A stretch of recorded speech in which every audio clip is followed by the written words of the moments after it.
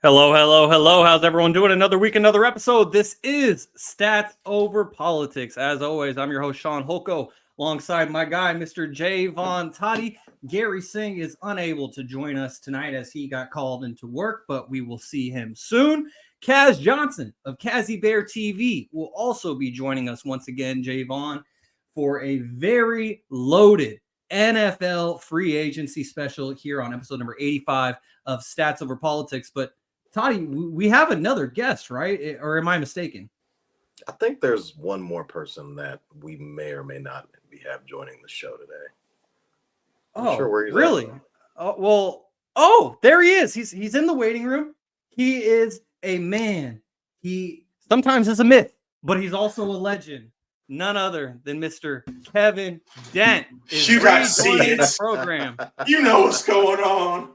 I had to call the sources. They told me to get one fresh off the presser. So I had to make sure I got it in time for the return, man. I'm happy to be back, fellas. Happy to be back. Not the 26 jersey. Exactly, Toddy, because for the audio-only listeners, Kevin is rocking his brand new Saquon Barkley jersey that just came fresh off the printing press this morning.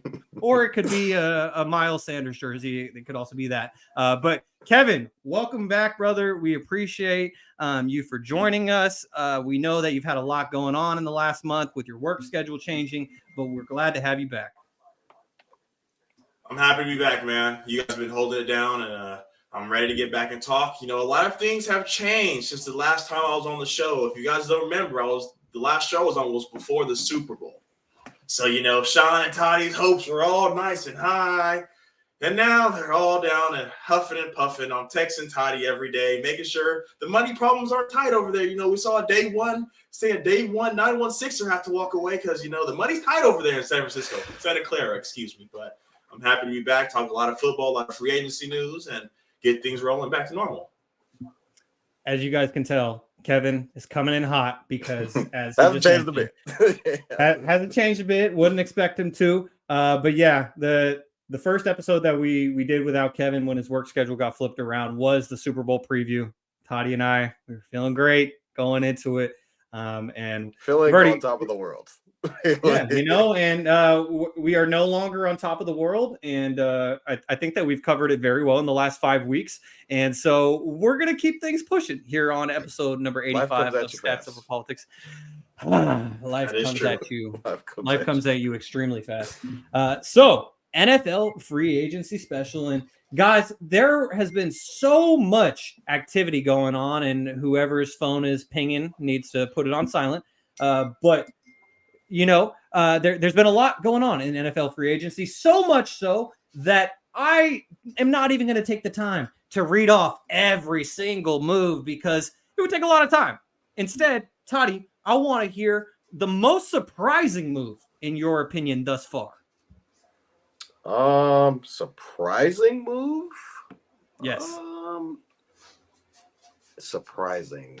I mean, because I'll just say for me real quickly that Saquon shocked me. That was pretty great. But I wasn't as shocked because Kevin's been texting me every day. For weeks. He's texted me for every day for the past couple of weeks. So I'm not as shocked. I'd say Josh Jacobs to the Packers was kind of eye-opening. I didn't really expect that. Kirk Cousins to Atlanta was a little shocking too, just because of what it kind of the domino effects of everything, kind of like where the hell is Justin Fields going to go now?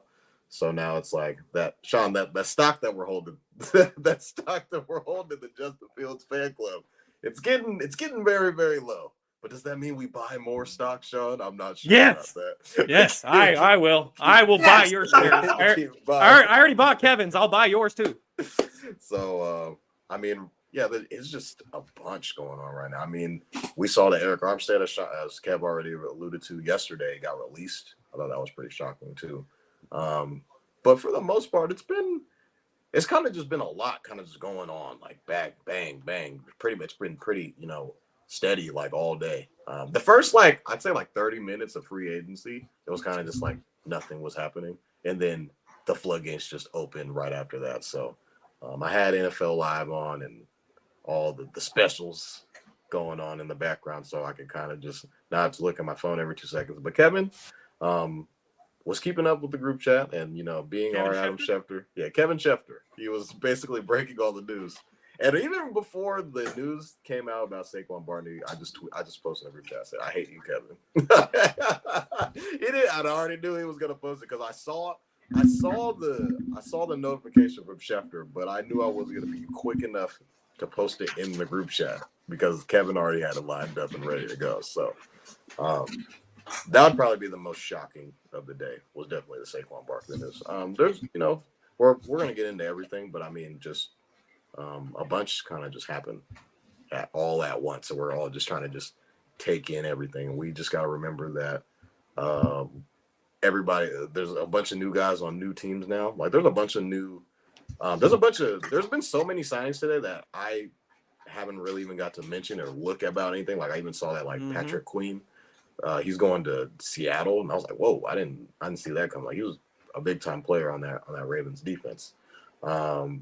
Austin Eckler's going to the Commanders, which is kind of crazy. And there's just a bunch of and then you look at Dallas Cowboys, didn't do diddly squat nothing all day. Same old. Hey, and I'm sorry to interrupt you, Toddy, but just another NFL free agency alert. This one is hot off the presses here at 7:12 p.m. Pacific Standard Time, as running back Zach Moss is signing a 2-year, $8 million deal with the Bengals. That's not what is significant. What is significant is the Bengals are releasing Joe Mixon. So another great running back out on the market. But Toddy, you definitely nailed it there, that there has been so much going on that it's really been hard to keep up with. And so, Kevin, let's start out with you in regard to Saquon Barkley, the guy whose name you'll be putting with duct tape on the back of that jersey you're wearing.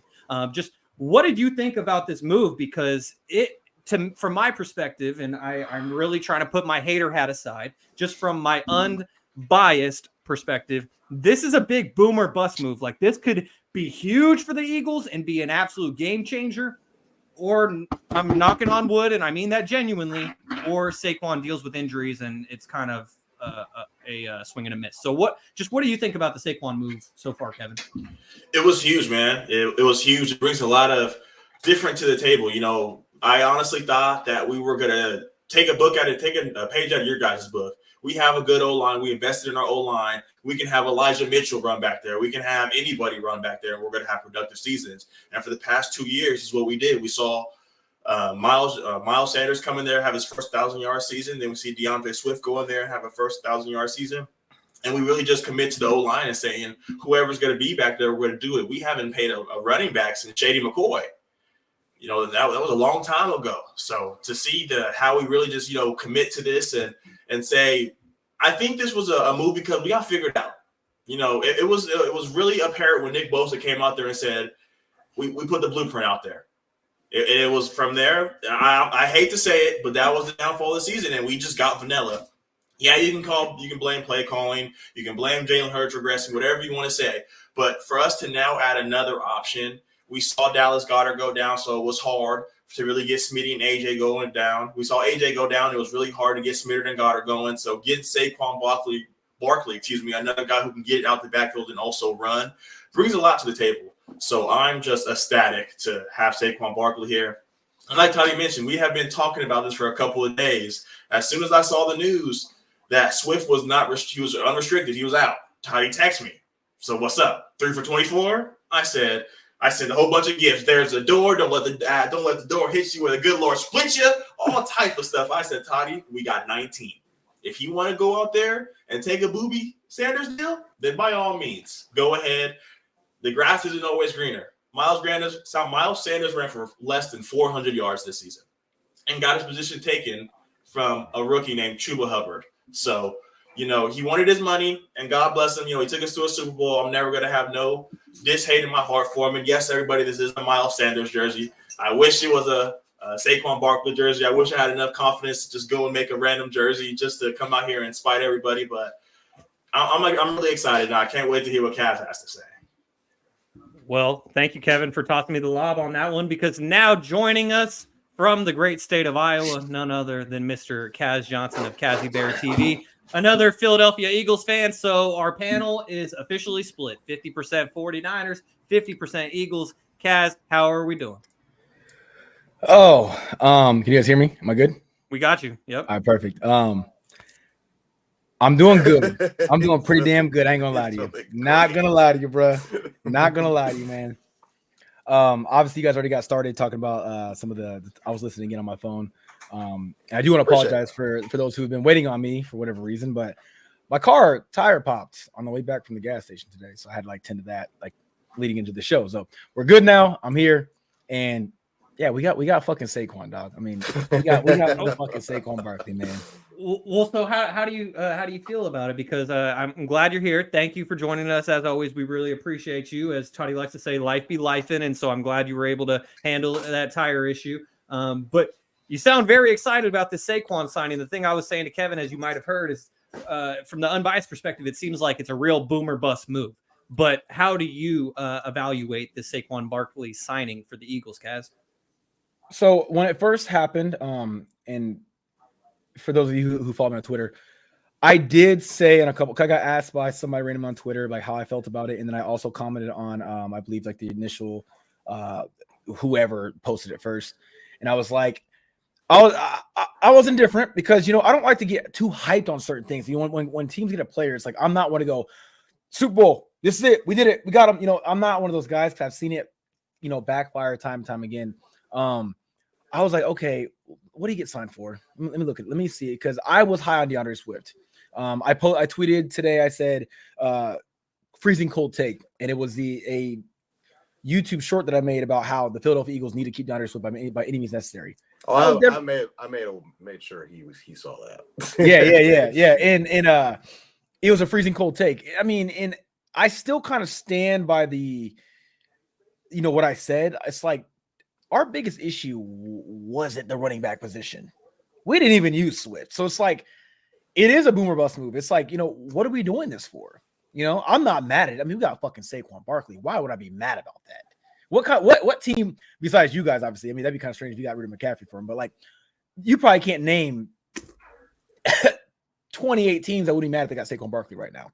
You know what I mean? Mm-mm. So we have a fucking crazy great running back, and he's healthy now, and he's going to be going behind one of the best offensive lines in the league. Even without Jason Kelce, we still have a lot of depth, and we have a really good offensive line. So this is going to be the best line that Saquon Barkley is going to be running behind, and it's going to be exciting to see. I would just say that seeing DeAndre Swift sign for, I think, what was it, 20 mil, right, to the Bears? 24 million. 24? 24 million. It was the exact contract that I spewed up for Kevin. Yeah. And I won't lie to you. I don't know, like, what's guaranteed or whatnot. I know what Saquon, he's guaranteed, 26 or is it 30? I don't even know his guarantee. Kevin said it's 27. You're kind of 27.5. Sorry. I didn't Thank know you. Yeah. Yep. So 27 guaranteed. It's like, yeah, we paid him a lot of money.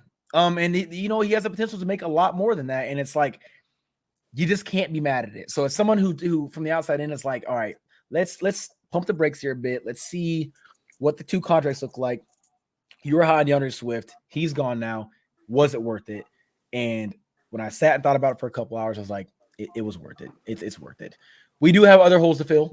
I would have much rather, I guess, gone more defense right away because that has been our main problem area when it's all said and done.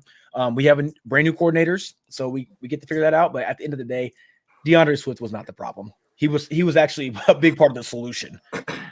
We just upped the ante a little bit in the running back position, and we're gonna find out. But all in all, I can't not be excited about Saquon Barkley. I can't not be excited about it. This is the best running back possibly that we're ever going to have to suit up for Philadelphia. Shady? Possibly.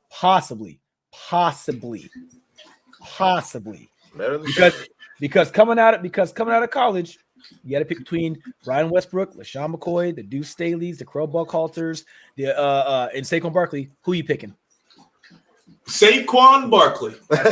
So there is a very, very, very high reward possibility for Saquon Barkley. You can't be mad at that. It's that simple. Coming home.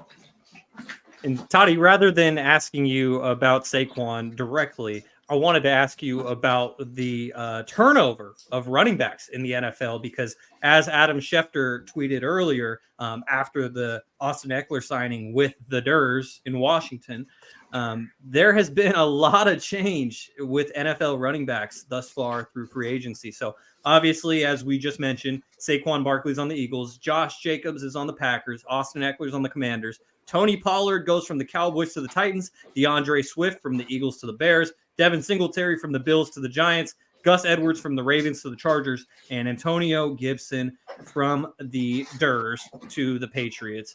And so, Toddy, thus far, even though there's guys like Derrick Henry and Aaron Jones and Joe Mixon as of 9 minutes ago that are out there floating around still on the market, of these signed running backs, which do you think is the best signing, Toddy, when it comes to overall impact that they'll bring to their new team? I mean, obviously got to look at Saquon Barkley. We all kind of knew what type of talent he was going into it. And just kind of just being in New York and wasting away, being with the Daniel Jones, being with an older Eli Manning and the Danny DeVito and just all these other guys that were just kind of just flaunting around.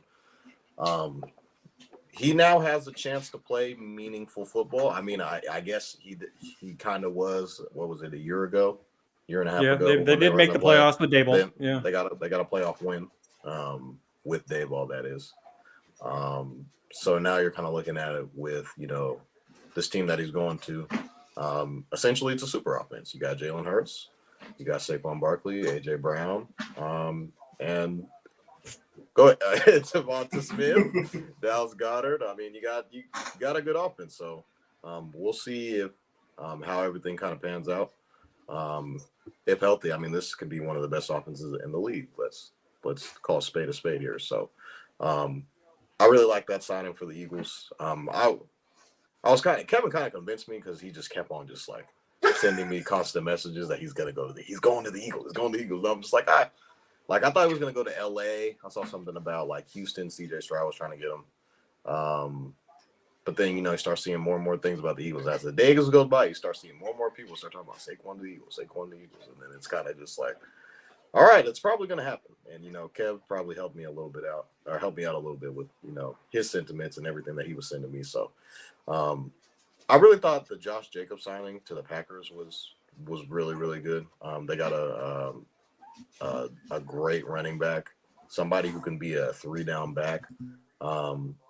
He needs to stay healthy. That's one thing that's going to and that's kind of something that the Packers have been dealing with Aaron Jones being hurt. He was hurt for literally basically the entire season. And just came back in the playoffs and showed out, which was why I was kind of surprised the Packers signed to Josh Jacobs, who kind of was dealing with injuries at the latter end of last year.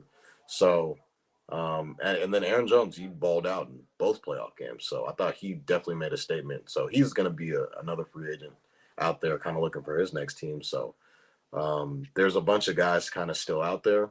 Derrick Henry's still out there. Joe Mixon is now going to be out there.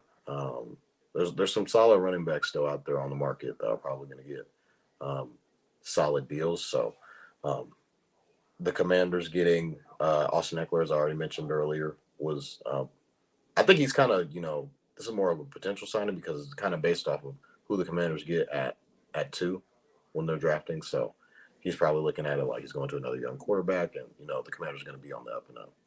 So there's just a lot kind of just, there's so much more besides running backs, but I mean, a lot of crazy signings today. But as far as what was the best running back sign, the best situation, it has to be Saquon Barkley, just based off of, what we all, he was the highest, I think the last highest running back to get drafted. I think he was drafted like before Bijan, it was Saquon. It was like third or fourth. I think it was fourth. He was like top 5 for sure. Because I remember Zeke or was he 2? Was he 2? I think he was actually 2. I think he was 2. So I'll look that up. There was Zeke who got drafted high. I mean, we can go. Zeke was 4. I know that for sure. But I think Saquon was 2. We can go. He was 2. Yeah, we can go all the way back to when Ricky Williams was drafted number 1 overall. So, yeah. Number 2 back in 2018. His potential is, sky's the limit for running backs. And this could be, I'm not sure about this year's draft, but I don't know if we'll ever kind of go back Are we going to see another dynamic besides obviously Bijan Robinson is probably the closest thing to him? I kind of think that their games are very similar, but are we going to really see, running backs get drafted inside of the top 5? Like Saquon got drafted, what, top 4? Or as 2, as you already said. Bijan, I think he was like 8th. So he was still that is top correct. 10. And then Jahmyr Gibbs went 12th, I believe. So are we going to see, guys going inside of the top 5? I don't know if we see that unless it's just like can't miss. He's one of them ones. So Saquon is indeed one of the ones, as Caleb likes to say on the show. So got to give props to Howie Roseman. Niners haven't done shit today. I mean, we got a couple of guys. But I mean, Yeah, well, the Niners did sign 3rd and Jaevon to a 1-year tender, so that's good. First and second down, Juwan, next year. Oh, thank you, Kevin. And so, anyways, what I wanted to follow up with that is, yeah, there's all the guys that have been signed. But Kevin, I want to toss this to you next because we've talked about all the guys. Or actually, I'm going to toss it to Kaz first. But we've been talking about all the guys that are still out there, whether if it be Derrick Henry, Aaron Jones, Joe Mixon. So Kaz, among the running backs that are still out there, who do you think is the best available, and where do you think they may go? But before I do get that answer, I just wanted to also get a second point in because Toddy was talking about the upcoming draft. Daniel Jeremiah of NFL Network was saying the reason why he thinks this running back market ended up getting a lot more than we all anticipated is because this upcoming draft, there's not going to be any first-round running backs. Like, you'll get guys drafted in the 2nd, 3rd, 4th, teams taking shots, but there won't even be first-round talent at running back as far as the 2024 NFL draft. So that makes these guys that are still available, Kaz, much more valuable than they would have been. And so among the guys that are remaining, Kaz, who do you think is the best out there and where should they go? Real quick, could you give me that list again? I know you have it on deck. You had Derrick Henry, you got Joe Mixon as of recent. Who else is available right now? You also got Aaron Jones, who is also still he just out got there. cut. Those are the 3 big guys: is Aaron Jones, Derrick Henry, and Joe Mixon, and I'll find the other couple that are still out there. But those are the top 3. I mean, like, pretty much, I think the biggest one out of the 3 is still going to be probably Derrick Henry. I think that if he has the right line, they're immediately going to be a problem in the backfield, no matter what. No matter how we get it, he's gotten old, but he's kind of the exception to the rule. For a while they were talking about Derrick Henry going to Baltimore, or even possible rumors, because every time there's a free agent, Philadelphia Eagles media is like, rumor has it, the Eagles have reached out to so and so. I'm like, man, Derrick Henry behind the Eagles O-line. Like, come on, bro. All you gotta do is get that man to linebackers. It's a wrap. You know what I mean? So I think Derrick Henry, if he goes to the right spot, he's probably the biggest the biggest possible great signee out of the 3 that we just talked about. I can care less about Joe Mixon. I think Joe Mixon is a system running back. So they talk about system quarterbacks. I think that Joe Mixon is a guy where it's like what you're going to get every year. You're not going to get there's not a super high upside and there's not a super down low side. It's just you're going to get a quality running back out of Joe Mixon. And nowadays in today's league, with running backs being pretty much easily replaced, it's like, are you signing a guy that's going to make a huge impact, or are you signing a guy that's just going to be all reliable? When I look at Joe Mixon in comparison to Derrick Henry, I'm taking Derrick Henry behind a good offensive line all day over Joe Mixon. The other guy you mentioned was Aaron Jones. Aaron Jones, I mean, he's getting a little older now, and he's had some issues with injury. He was out for how many weeks this past year? Quite a few weeks, if I'm not mistaken. A lot, but the overall point with Aaron Jones is that what we all remember most recently from Aaron Jones was he was the best running back for 5 weeks straight. Exactly, excellent productivity. Yeah, exactly. So, and I would even put Aaron Jones over a guy like Joe Mixon. I'm much like a hater. I'm not gonna lie, but when it comes to Joe Mixon, outside of fantasy football purposes, I can care less about him. There's nothing that I see when it comes to the eye test that Joe Mixon does. I'm like, oh my God, Joe Mixon. I've seen what Aaron Jones can do. We've all seen what Derrick Henry can do. And like I said, injuries aside, when it comes to those 3 specifically, run me Derrick Henry and then Aaron Jones a close second, and then Joe Mixon after that. I'm not saying again Joe Mixon's a bad running back at all. He's not a bad running back. He's a really good running back. But what I've seen from Aaron Jones and Derrick Henry, it just puts them above and beyond Joe Mixon all day. Whoever gets Derrick Henry, and if they have a good offensive line, watch out. That's all I gotta say. Watch out, because you gotta understand when teams still scheme on Derrick Henry, it ain't like Derrick Henry. Derrick Henry might have a down year, but he played for the fucking Titans. The Titans were in shambles. He was that entire team. He averaged I don't know how many carries a game, and it's like, how are you? If that was any other running back, they'd be dead right now. You know what I mean? So the fact that he has that ability, picture him behind an offensive line that's great, and he doesn't have to put the team on his back every week for a crappy organization. Get Derrick Henry that, it's gonna be a problem. Please, Derrick Henry, do not go to Dallas. That's all I gotta say. Well, Kevin, now spinning it forward to the quarterbacks, we've seen a lot of quarterback movement as well. Go ahead. Before we move off of running backs, Toddy knows what I'm about to say. There's another man you didn't mention. J.K. Dobbins, ladies and gentlemen. I know he's been hurt. I get it. But his first full year, 134 attempts, 805 yards, 6 touchdowns. He can do it. He can be a bell cow. He just needs to go out there and get a prove-it deal. He doesn't have to. A lot of NFL teams don't have a bell cow back anymore, so he can go in there and split carries with somebody. I think J.K. Dobbins can still do something. And then there's another guy that I also really like, which is A.J. Dillon, who's also on the market still. So there's a lot of good running backs out there. But if I'm going to shout out any other running back that Kaz didn't mention, it has to be J.K. Dobbins, because I think he can still do it. Man, I would absolutely love to see the guy from the Ohio State University continue to thrive in the NFL.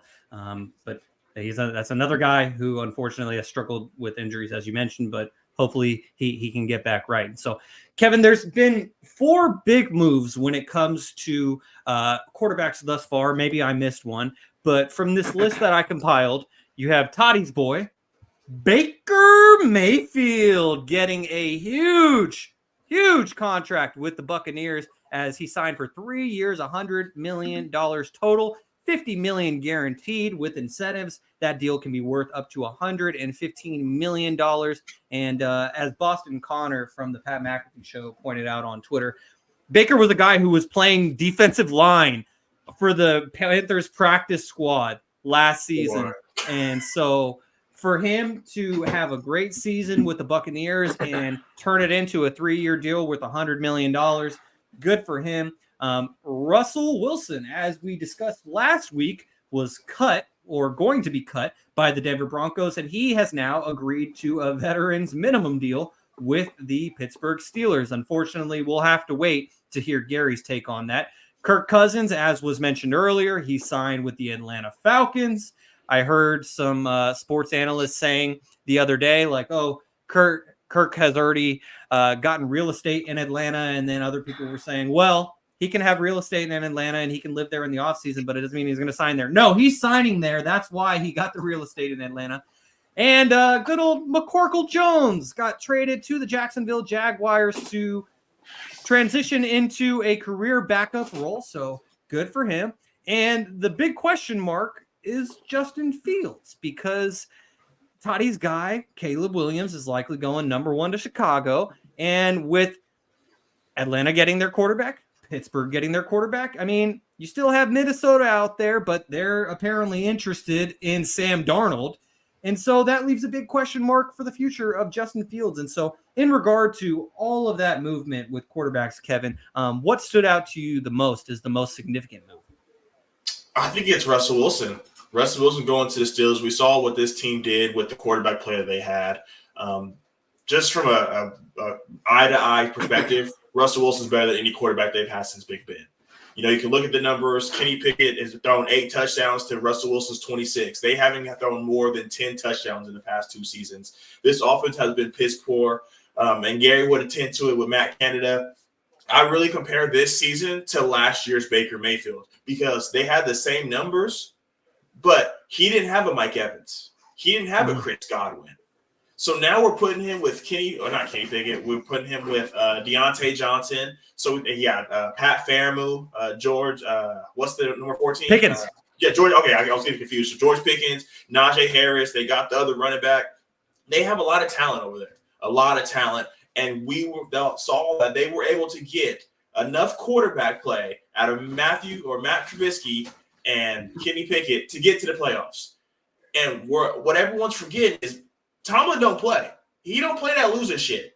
It has been 3 seasons in a row where Russell Wilson has lost. There has been 3 consecutive different coaching staffs that went in here and said, this isn't the guy. We need to get him out of here.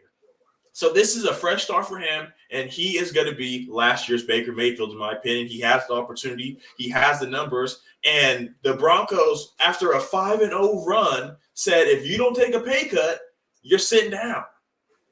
So we can't say he wasn't winning. You know, everyone wants to talk about Russell Wilson, Broncos country, let's ride. He didn't play bad last season. You know, there was a lot of things. They gave up 70 points. You know, he doesn't play defense. So there's a lot of other things that were going wrong with this team.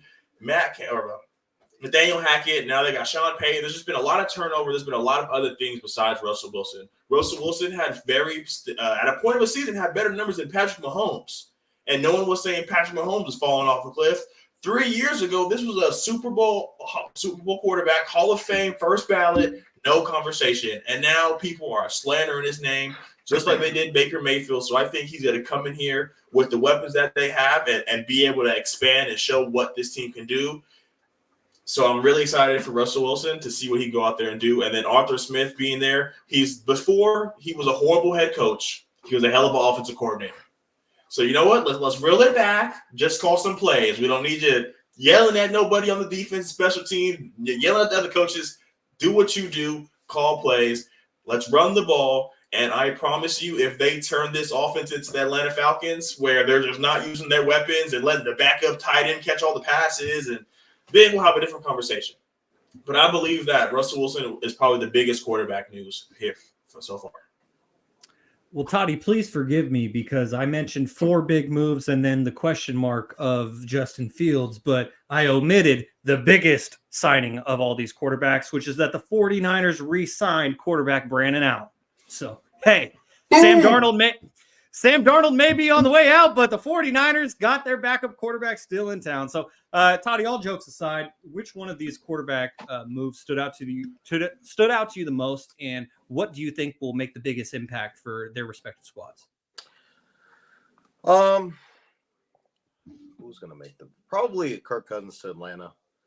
I think his odd. I mean, okay, so we go to Russell Wilson, going to the Steelers. You know, I'm a gambler, guys. We gamble on the show. Just hit a 3-teamer, by the way. Just hit a 3-teamer. Hotline returning soon. I think so. When Russell Wilson got signed, the odds were plus 7,500 for them to win the Super Bowl, and after he signed, it was plus 7,500. So nothing changed. Who was it? So when Kirk Cousins signed to Atlanta, their odds were, it was like plus 5,000. And then after he signed, they went to plus 3,000. So odds changed a little bit. That division was kind of, up and down. It was pretty much whoever was going to take it. You know me, going back to, it was last season, I was very high on the Saints. The Derek Carr signing was astronomical for them, and they were going to, quote unquote, make the NFC Championship game. And we saw where that got us. Now, rough. I was a team off. A team from the NFC South won a playoff game and got to the second round. It just happened to be my boy, Baker Mayfield, who's been, facing a lot of scrutiny for a guy who has 2 playoff wins in his career, which is pretty insane if you ask me. And, I think this contract is, speaking volumes for him to get a 3-year, up to $150 million deal. Based on all the stuff that he kind of had to go through when he was in Cleveland, the whole Odell stuff, the Freddie Kitchens drama, and just all the stuff that he had to go through, kind of bounced around, went to Carolina. That was the debacle there. And then kind of went to LA, and then I would say revamp his career with that one Raiders game that was on Thursday Night Football where they flew him in, coach, for the game tonight. He came back and won, which was pretty insane. And then kind of going to Tampa, and everyone was kind of counting him out, including myself. We kind of all thought that Caleb Williams was going to be drafted to Tampa, and Tampa had other options. And then for them to get to re-sign Baker and bring back Mike Evans speaks volumes to bring back that offense back. And so going back to Atlanta, I think Kirk Cousins I think the Falcons are probably going to win that division. Just right now, if you guys want to place your early bets now, go ahead, go get it. Kirk Cousins was playing at it, and his numbers were really, really good before he tore his Achilles last season. And we're kind of looking at this offense like their offense is, dare I say, high-powered. You got Bijan Robinson, you have Drake London, shout out to Shaun, on the outside. Shout out to T. Higgins requesting a trade today. We haven't even gotten to that, but we'll get to that later. Go ahead, Toddy. You have Drake London on the outside, and you have a Kyle Pitts. You have Desmond Ridder as the quarterback. And I feel like when you have a guy in Kirk Cousins who can distribute the ball pretty well, and you have, dare I say, a bunch of weapons, and don't let Atlanta go out and grab like another receiver like a Roma Dunze or a Malik Neighbors. That offense will be very, very scary to the NFC South if they go out and get another guy. And I think they have a high top pick. And Atlanta was kind of one of the teams who I thought would be moving up in the draft. Maybe now they might trade down a little bit because they already got their quarterback. They don't have to. They might leverage that top 10 pick that they already have currently. But I think Kirk Cousins can kind of come into this division and take the city by storm. Atlanta was starving for a quarterback. They had Taylor Heineke. They had the likes of they've seen Mariota back there, and last year it was Desmond Ridder. And you just pray that they didn't throw it to the other team. And I feel like Kirk Cousins can kind of come in, create that stability, and they can get back to consistency and start winning again. I mean, this could be a 10, 11 win team just based off of that division alone. I think. I mean, hell, they could even win 12 games next year and host a playoff game. We saw Detroit do it. I feel like next year's Detroit will probably be Atlanta. Wow, that's a bold proclamation, but honestly, it makes sense. And good on Kirk, but especially good on his agent for getting such a massive deal with more guaranteed money after such a significant injury, because those injuries used to be like a death sentence for NFL players, and now he's bouncing back like it's nothing. And I just wanted to get to a couple of YouTube comments because we appreciate you all for tuning in. And Kevin, my friend Rakeem, he was very happy with your new Saquon Barkley / old Miles Sanders jersey, as he says, yes, sir. Dad Dent said, Eagles fan finally out of hiding.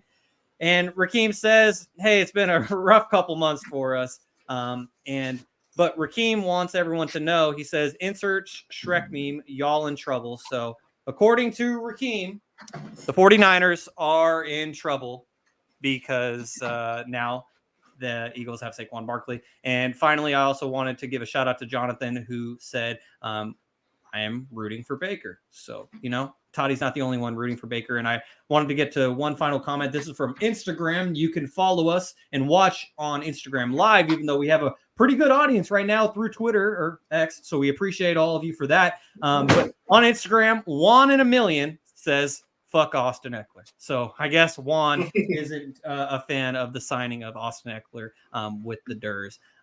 But real quickly, guys, Kaz, rather than asking you about the quarterbacks, I did want to make sure that we took the time to talk about this next guy, because even though we're busy talking NFL free agency here on episode number 85 of Stats Over Politics, well, last week, Kaz, we had you on because we wanted to hear your thoughts on Jason Kelce retiring from the NFL. But he's not the only Eagles legend who has also recently retired, as Fletcher Cox announced his retirement from the Eagles this past week. And so, Kaz, I know that you were also going back and forth with our audience on Twitter about who the greatest Eagle of all time may be. And so because of that, I'll pose this question to you. Is Fletcher Cox the greatest Eagle of all time? And what did you think of his career? No, I'm not even close. Darn. Yeah. I also want to reiterate what I said on Twitter, because the two fans that made that kind of like thought I was crazy for what I said, the perspective that I was coming from was a little different from what they're coming from. They were more so stat based. Like, obviously, you got Reggie White, you got Ron Jaworski. Okay, I get that. I was talking more so like greatest Eagle, meaning like, when you think of the Philadelphia Eagles, who do you think of? Jason Kelce is the guy that you could put a statue up downtown and like nobody's gonna argue why that statue's there. He's just so respected in that city, and loved by the entire city. And he may not be the best actual individual player of all time to come out of Philadelphia, but when it comes to like just being a Philadelphia GOAT, like when it comes to the Eagles, I think he's up there when it comes to number one, number two. I really do. I wasn't around for the Reggie White days, so I'm not gonna pretend like I was watching all the games and like this guy did all this for the city and the fans loved him. But it's like obviously he's a fucking monster. But I made a good point on Twitter. I said, yeah, I get it. Reggie White, he's obviously one of the best defensive players of all time. We get that. But at the same time, we're not gonna pretend like Jason Kelce wasn't like 6-time All-Pro either, just like Reggie White. Jason Kelce also played, I think it was 3 years less than Reggie White, and on top of that, he retired at the peak of his game. So like there are some variables in there where it's like Kelce could have played another 4 years, probably. You know what I'm saying? Granted, he was a little beat up and he was kind of feeling it, but it's kind of like with the whole Megatron thing and the whole Luke Kuechly. It's like they retired at the peak of their game. So I was coming more so from hey, when it comes to actually being an Eagles fan and what it means to be a Philadelphia Eagle, who do you consider being like, the greatest of all time? And it's guys who the city would run through a fucking brick wall for, and it's guys like Brian Dawkins and Jason Kelce. So that's what I meant by that. As for Fletcher Cox, it's just one of those things where it's like, love you, appreciate you being around. You were amazing for your entire 12-year career here in Philadelphia. I believe it was 12 years, 12 or 13. I believe it was 12 though. But it's time to pass the torch. We got these guys in here. We got the Jalen Carter. We got the motherfucking Jordan Davis. We got what's his name? Like the Noah Smith, and on the other side we got Josh Sweat, and we got Hassan Reddick. It's like we did it. We made all the right moves to build up this defensive line. At some point, you got to understand you got to pass the torch. So Fletcher Cox's retirement made more sense than Jason Kelce. Are you sure you got Hassan Reddick? Yeah, sure we'll find that? out. We'll find out soon. Josh Sweat, you sure about that? I know, but right now they're Eagles. But right now they're Eagles. For the next possibly 3-4 hours. But yeah, so I'm again. He's a part of our one Super Bowl ring. Okay, and you hold your laughter, all right, guys. Because they're gonna say, "Oh, one ring." Whoa, Kaz, hold on. There's no laughter. No, I'm talking about those guys. I'm talking about. Ask them they seen their team win. I understand when the TVs were black and white and they were this big. You guys won Super Bowls, but these two have never seen the confetti fall down and teams celebrate. It's confetti fall down, tears. So all right, so we got our one ring. You know what I'm saying? Fletcher's a big part of that. He's been a big leader on that defense. He's been a captain for quite a few years. I think these young guys, just like with Jason Kelce, Steven, they're going to fill in just fine. You have to pass the torch on. I think that Fletcher Cox did it in a manner that made perfect sense. He was on the slight decline. He wasn't playing like the old Fletch. I would say he was a little bit of a product of our defensive line. We had studs and we had depth. All right. Guys get tired on the offensive line. Fletcher Cox gets in there. He made some veteran moves here and there. All in all, we still finished with the record that we finished with. And we, first round flopped in playoffs. So Fletcher Cox, love you. Appreciate you. And I know that you left the defensive line in good hands. So, yeah, it made sense. Well, Kevin, before I get your thoughts on the retirement of Fletcher Cox, I needed you to do some explaining. And I need you to do some explaining for our YouTube audience, our X audience, and our Instagram Live audience, because there was a photo that Toddy put into the group chat today that he asked for me to share on today's episode. And so this is why you need to tune in on YouTube, X, and Instagram, so then you can get the video exclusives that you audio-only listeners, we appreciate you, but we apologize. You can't see this image for yourself. You'll have to tune in on YouTube, X, or Instagram. But Kevin, explain yourself. What is going on in this image right here that's being displayed on the screen? So 6 seconds before this, for the Gen Zers, I guess, I was jerking, the new boys throwing it back. And this is a pin drop. And I've been regretting it ever since. My knees have been killing me. But I literally got the notification, and I pulled into a parking lot. I called Toddy. I was trying to place my phone somewhere. I opened the door, and I'm just going nuts in the parking lot. There's people walking past me. I'm in front of a gas station. People are just like, what is this dude doing? But I was telling Toddy, man, I had sources. People thought I was just talking out my ass because, like Toddy says, every time there's a free agent, the Eagles going to get him, Kev. The Eagles going to get him, Kev. Can't get everybody, Kev. But I was persistent. I was telling them it's coming. It's coming. There's no way. I said, we got all this money. We cut Kevin Byard. We saved all this money. How is he going to make it happen? I told Toddy. He said, what if he wants 10? What if he wants 11? I said, Toddy, we don't have to play this numbers game. Send him a blank check when he already signed. Just send it back to us when you're ready. whatever you want. We're going to put it all out there. Like I said, the last time we made an investment like this was LaShawn McCoy. And when Kaz was mentioned Eagles running back grades, he mentioned LaShawn McCoy. We have the best offensive line in the NFL. Yes, a lot of you guys would say Kelsey's gone. So, okay, you want to say we're 2? You want to say we're 3? We're not 4. So we're still a top three offensive line. And he's been putting up numbers. I heard this on First Take today. They said you have to be a bad dude if they just call you by your first name. Behind the 31st offensive line. And we just call him Saquon. It's a bad motherfucker. Excuse my language. And he's been running behind nothing. He got Daniel Jones $40 million. Daniel Jones $40 million. So from now on, the quarterback market is set at $40 million. You know why? Because of Saquon Barkley. When this man is healthy, he does it all. So that is a brief description of that phone call. And I'm happy Toddy did video recording because I didn't want the dance moves to go everywhere. So I'm happy it was just a screenshot. Yeah, and so what did you think about the retirement of Fletcher Cox from the Eagles? And also, since you weren't with us last week, if you want to touch on Jason Kelce as well, or Kels, pardon me, Kaz, Kels, no E, Kels. But Kevin, what did you think about the retirement of the 2 Eagles legends?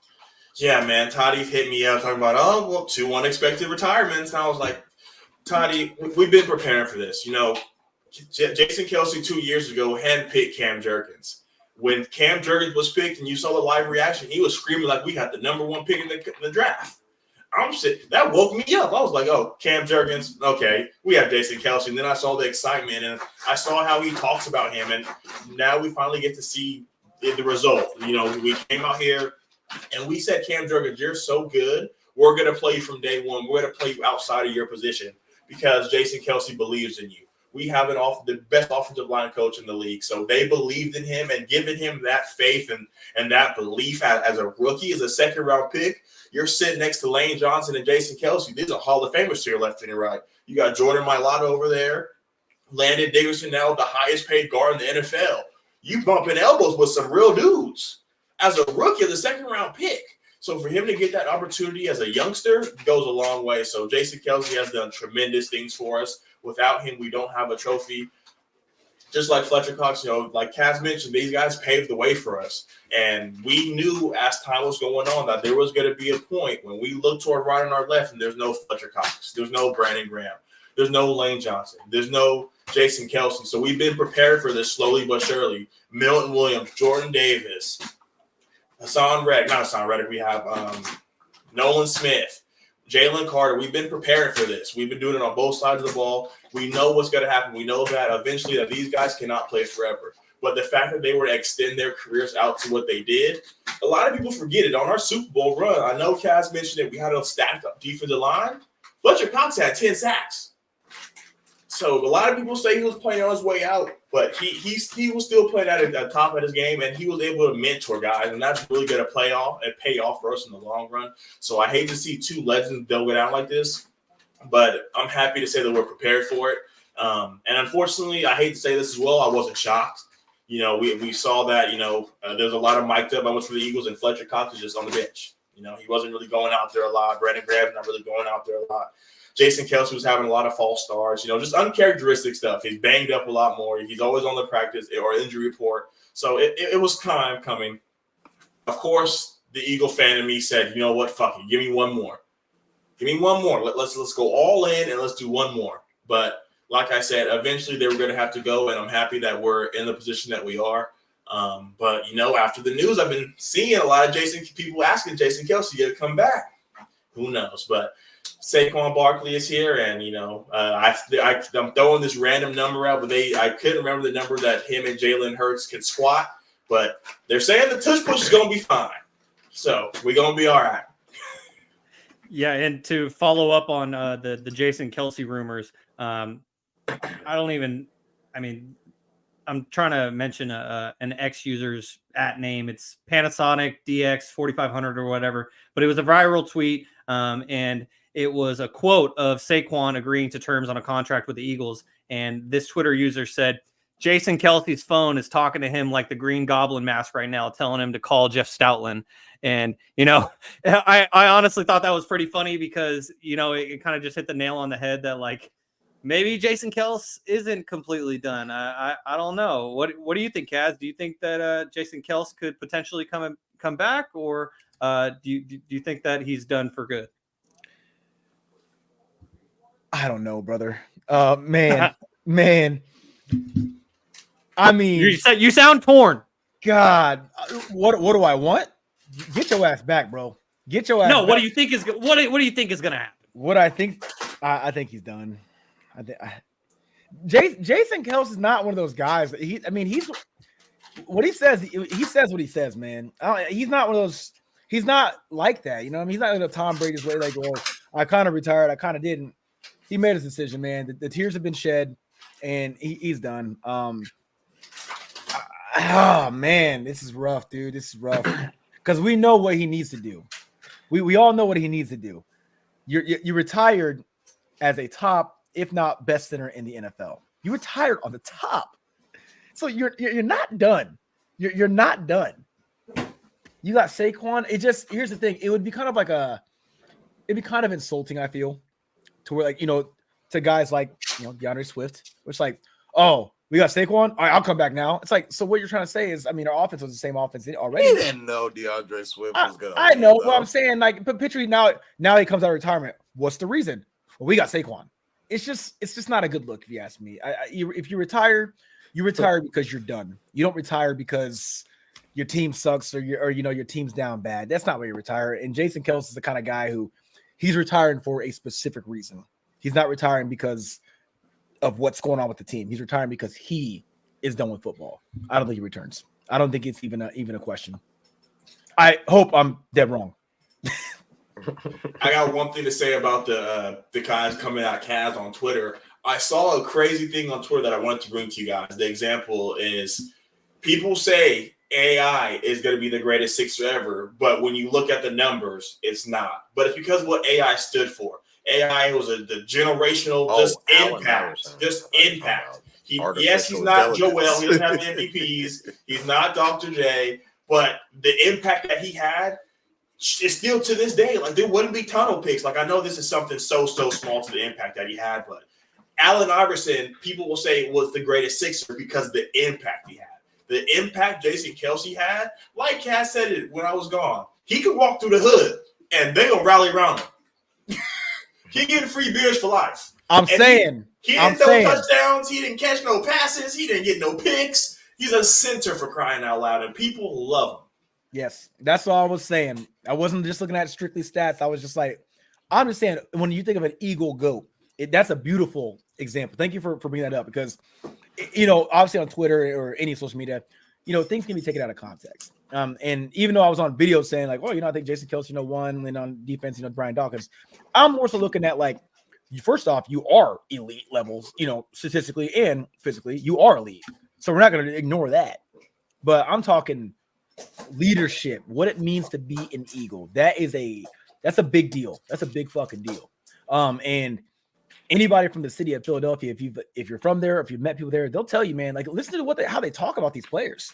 Jason Kelce I see Reggie White jerseys. I don't hear anybody talking about Reggie White. Not like that. I see Ron Jaworski jerseys. I don't see anybody talking about like that. We're going to hear about Jason Kelce for 20 years. We're, what I'm saying, about the fact that he's smashing beers at random bars in the middle of the city. The fact that, like I said, the man can walk through the hood with no problem, unscathed, most likely, possibly, maybe. You know what I'm saying? But Jason Kelce, from a leadership perspective, from what it means to be a Philadelphia Eagle, and also talent-wise, to me, he's up there. If he's not one, I think he's two. That's all I was saying. So thank you for that, Kevin. Thank you, because I didn't have the words or the Twitter fingers to think about that or even care to look that up. I was just like, he's a center. It's kind of hard to look at a center and be like, well, he's a GOAT, because it's not an exciting position. Defensive end, D-line, that's exciting. They're doing things that's extravagant. You have the highlights. You have, you made, your whole career you were dominant. It's like, well, Kelce was as well.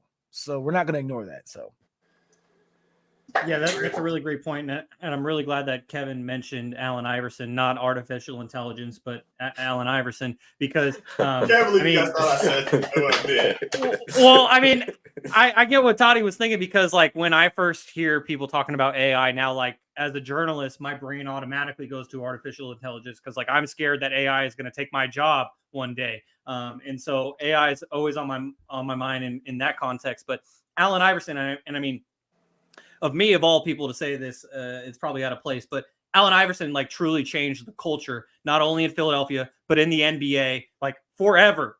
Like as the tunnel photos was mentioned, but also like just the fact that like Allen Iverson is the reason why David Stern put in that suit rule, or at least the dress attire rule, until COVID and the bubble changed everything, and then it became a lot more lax, at least for players that aren't playing anymore. But yeah, I completely agree, and I think that was a great comparison.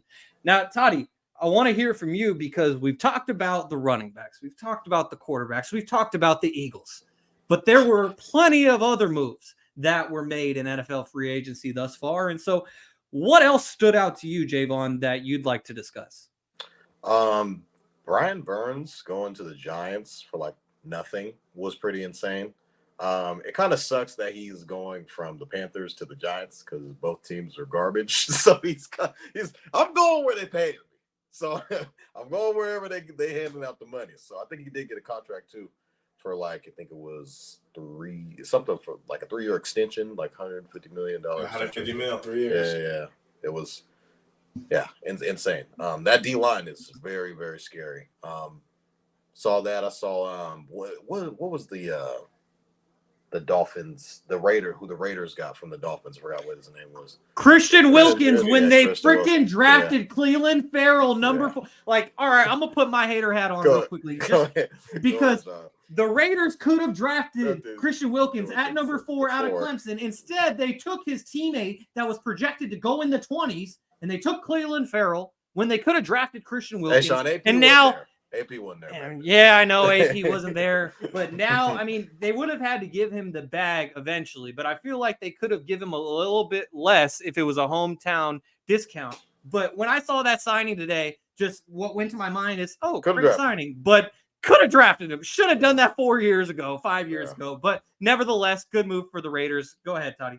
No, yeah, I thought the Niners were kind of a guy that we would be looking at after we released Eric Armstead. So to see him go to go be alongside Max Crosby on that D line is going to be pretty scary.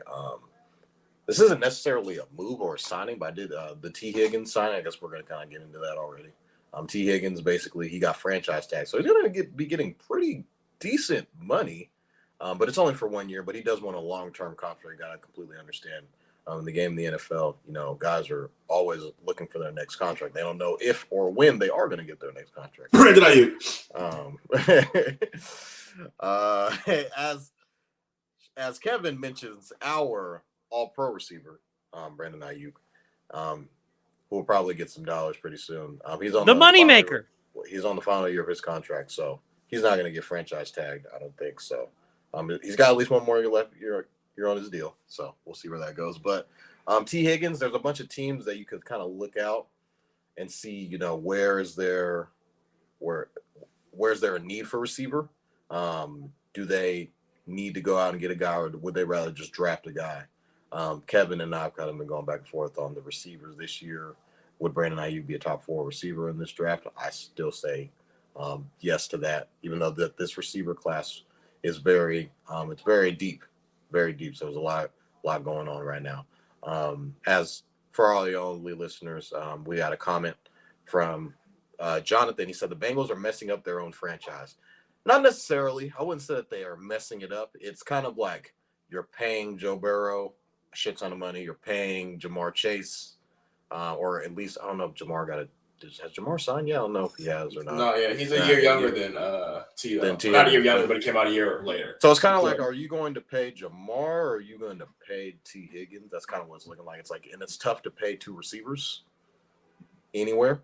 And it's like, how in the hell are you going to pay T. Higgins, and you're going to pay Jamar Chase, and you're going to pay Joe Burrow? That's like what 50% of their salary cap off rip, and you got a whole bunch of everybody else to pay. So you're kind of just looking at it on from the business side of how are you going to pay everybody, and I think they're already paying Trey Hendrickson, I think, who got paid. I think it was last offseason. So it's not that they're ruining, and they're releasing Joe Mixon too. So it's kind of like, it looks bad from the outside, but they still have Joe freaking Burrow. And according to him, his Super Bowl window is as long as he's playing, as long as he's taking snaps. As long as he's taking snaps, that's how long their Super Bowl window is. So, I'm looking at it from who can use a T. Higgins. I'm looking at, I think the Texans would be really good for him. The Chargers would be another really good landing spot. Have Justin Herbert. You can look at a team like the Commanders, who's not really paying anybody, and they're going in with their rookie head, with their soon-to-be rookie quarterback that they'll have when they draft. This upcoming draft is coming up next month. So those are a couple of teams that kind of rattled off. The Raiders you could kind of look at. Maybe they could be a team. Wondering what their quarterback situation will look like going into it. Do the Raiders move up? The Falcons is another team that I'm looking at too. You're looking at Kirk Cousins just went there. Like, okay, there's a really solid quarterback there. You have a Drake London alongside you. So that Drake London, T. Higgins, Bijan, Kyle Pitts, that'd be a pretty damn good offense if you ask me. A lot of touches everywhere, a lot of guys that can get open, and a lot of guys that can make plays happen on that team. So Chargers, Commanders, Raiders, and Falcons. Those are my teams though. Oh, and Texans too. Those are the teams that I'm kind of looking at. Like, you could definitely look at it too. Toddy. Real quickly, Kevin, and let me just interject because Toddy did mention the Brian Burns move. And country music singer Luke Combs, who is apparently a Panthers fan. I saw that. He's not happy. He said in all caps. Yeah, country singer. It's not my bag, but I know who he is. He said in all caps, "What are we doing?" And then in regular letters, he says, "No first-round pick for McCaffrey a few years back, and now none for Burns. Are we just firebombing the whole team here or what? I usually don't comment on these kind of things, but it's just becoming slow torture at this point." So I feel bad for Luke Combs, but that's the deal of how the Panthers organization is run. Kevin, what did you want to say there? So he came out and said the quarterbacks he wants to play for. He said number 1 is Joe Burrow. Oh, go ahead. Number 2 is Trevor Lawrence. 3, C.J. Stroud. 4, Lamar Jackson. 5, Josh Allen. But I think there's a sleeper in here that no one's talking about. I really thought Tyler was going to say something. Green Bay. They don't have a true number 1. They don't have a true number 1. Christian Watson can't stay healthy. We saw Jaden Reed kind of emerge on the stand. They had Devontae Wicks. Yeah. They have the tight end play. They have the quarterback play. They're bringing in Josh Jacobs. And the best thing about this is they can give up a Romeo Dobbs. They can give up a Devontae Wicks because they're getting a T. Higgins. So to pair that up with a second-year starter in Jordan Love, I know this is a stretch, but we can see another Aaron Rodgers and Devontae Adams little connection going. So I think the Packers should go all in. You saw what they did last year. Now they're one step away. And another team that I would love to see T. Higgins go to, but it would hurt my heart as an Eagles fan. The Dallas Cowboys. The Detroit Lions. Why would that hurt your heart? Because of the NFC. Okay. I thought you were going to say Dallas. Oh, no. Garry don't pay nobody. I'm not even – like they said, they ain't making no moves on free agency. They not doing nothing. Dak, they not worried about that. But if you can get him with Amon-Ra St. Brown, Jahmyr Gibbs, Devontae Montgomery, Sam Laporta, we saw that Jared Goff can be a solid game manager. You saw that Khalif Raymond, and I can't remember the other guy who was just really becoming because they're Josh Reynolds. Josh Reynolds, that's what I want to say. You're seeing all these other guys make plays, and then they still have J-Mo. So you put J-Mo, Amon-Ra St. Brown, and T. Higgins, that would be scary. But the number 1 place I would love to see him go is in Green Bay. And give Jordan Love a true number 1. They have the defense. And just double down and say we're going to do whatever we can to make him successful. Number 1 receiver? You think he's the number 1 receiver? Without a doubt. Okay. I just want to make sure. Without a doubt. Kaz? Kaz, what do you think? Is T. Higgins the number one wide receiver, and where would you like to see him go? I'm questionable about that, and the only reason why I am is because we might as well just turn this into a factor cap. Factor cap is T. Higgins the number one receiver? That's hard, man. I think it's like that's tough. I think that if he's not a number one, he's banging on that door being a number one. But you look at guys like like a Calvin Ridley when he left Atlanta, they said he's going to go to Jacksonville and be he's like gonna tear it up. He was supposed to be the big number one, top dog, right? He was good, don't get me wrong, but but it's like, bro, Christian Kirk, you know what I'm saying? Who is the number one there? Should it be clear cut? But it's not. You know what I mean? It's not clear cut. It should be, but it's not. When it comes to down, there was there was a drop off. When it comes to T. Higgins, it's like, okay, obviously Jamar Chase is better than T. Higgins. Why are we giving T. Higgins like this whole like this is a true number one? It's like sometimes these number two guys look so good because the number one is that good. Now, granted, when Jamar Chase is out, does T. Higgins step up? Yes, but is it super consistent? It is not. And we see it this season. Shaun saw that. What was it? I think my fantasy team missing the playoffs just proves that how inconsistent it is, because I was banking on him. What do you have? 0 catches the first game of the season, if I'm not mistaken. He was one of them. No points. Yeah, he did, and that's how I got Toddy to trade him for basically Drake London, and that looked like the dumbest trade for me. Hey, listen, I think T. Higgins is phenomenal. I'm not gonna. Think about a number one receivers nowadays. Okay, let's talk about that. That's a AJ Brown. That's a Justin Jefferson. That's a CD Lamb. Okay, that's a who else out there? That's like a DJ Moore. Is T. Higgins that? Okay, the list goes on. There's plenty of other number one receivers, but that's a Mike Evans. You know what I'm saying? Is that T. Higgins? Is he on that level? I'm not talking about Tyreek Hill. You got a Stephon Diggs, who I know he had kind of a downish year, but really it wasn't that bad of a year. But we know what he's capable of doing. All right. Is that T. Higgins? Then if it's not T. Higgins, I can't say that he's a true solidified stud number one. I can't say that. But what I will say is this. Wherever he goes, if he has a little bit of help, that's all he's going to need. And I think the best place for him to go somewhere where a guy knows how to win, where a guy is a good quarterback, where a guy has experience, and where you have guys around you that are ready to fucking ball. They've been waiting for a very long time, and that is Atlanta. You get him with Kyle, because first off, let's talk about this. I wasn't on this take with the quarterbacks. And I was with Toddy all day. Kirk Cousins to Atlanta. Looking at his numbers, that man is stupipid numbers consistently. Even post injury. Yes. Yeah. Shit. I think I had the stats up. Wait. Here we go. 2023 when he got hurt. 103.8 QB rating. 18 touchdowns, 5 ends before he got hurt. That was last season. Previous season, had more touchdown passes than Justin Fields. Yes. Previous season, 2022. 4,500 yards, 29 touchdowns, 14 picks. The previous year, 2021, 4,221 yards, 33 touchdowns. I can keep doing it. He had it was 2019 was his last down year, and that was 3,600 yards, 26 touchdowns, 6 interceptions, and then guess what? Before that, for 4 more years, 4,000 yards, almost 5,000 yards. Dog. We're not. I used to hate on Kirk Cousins, dog. He is a baller, and now he has more weapons than ever. Yeah. Very consistent. You understand that? I've been saying in my fantasy leagues, year in, year out, I always draft Kyle Pitts. And everyone's like, dude, give up. He's a bust. I'm like, just wait. Just fucking wait. I don't know what gotta happen. Just fucking wait. And this is the time. Now you got Drake London, you got Kyle Pitts, you got Bijan Robinson, who's already obviously proven, okay? Let them go ahead and get a T. Higgins. Let it happen. It's a wrap. It's a wrap. It's a wrap for that division, not for the league. It's a wrap for that division. They're going to be the best team in that division if they get a guy like T. Higgins. I think if you're looking at a T. Higgins going to a team that has the potential to win a division and possibly make a playoff run, go to Atlanta. And I'll say the same thing I said about Derrick Henry. Just stay the fuck away from Dallas. Please, for love of God, stay away from Dallas. Go ahead, Toddy.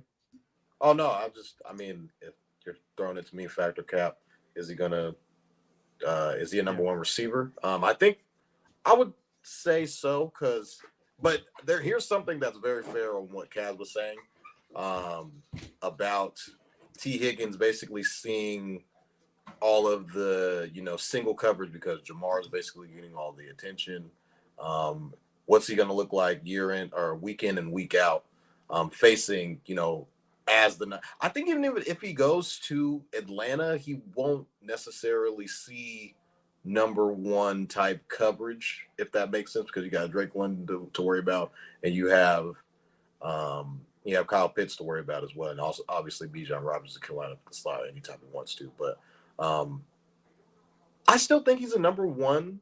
I think he can provide, if given that opportunity, to get those number one targets, pretty much everything that kind of goes into becoming a number one overall receiver. I think he has those capabilities.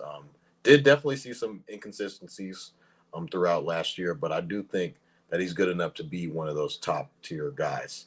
I'm not necessarily saying he's a top 5 in the league, but I mean, I'm saying that he can be a number one receiver. Like, there are guys like Kaz also mentioned, like a DJ Moore.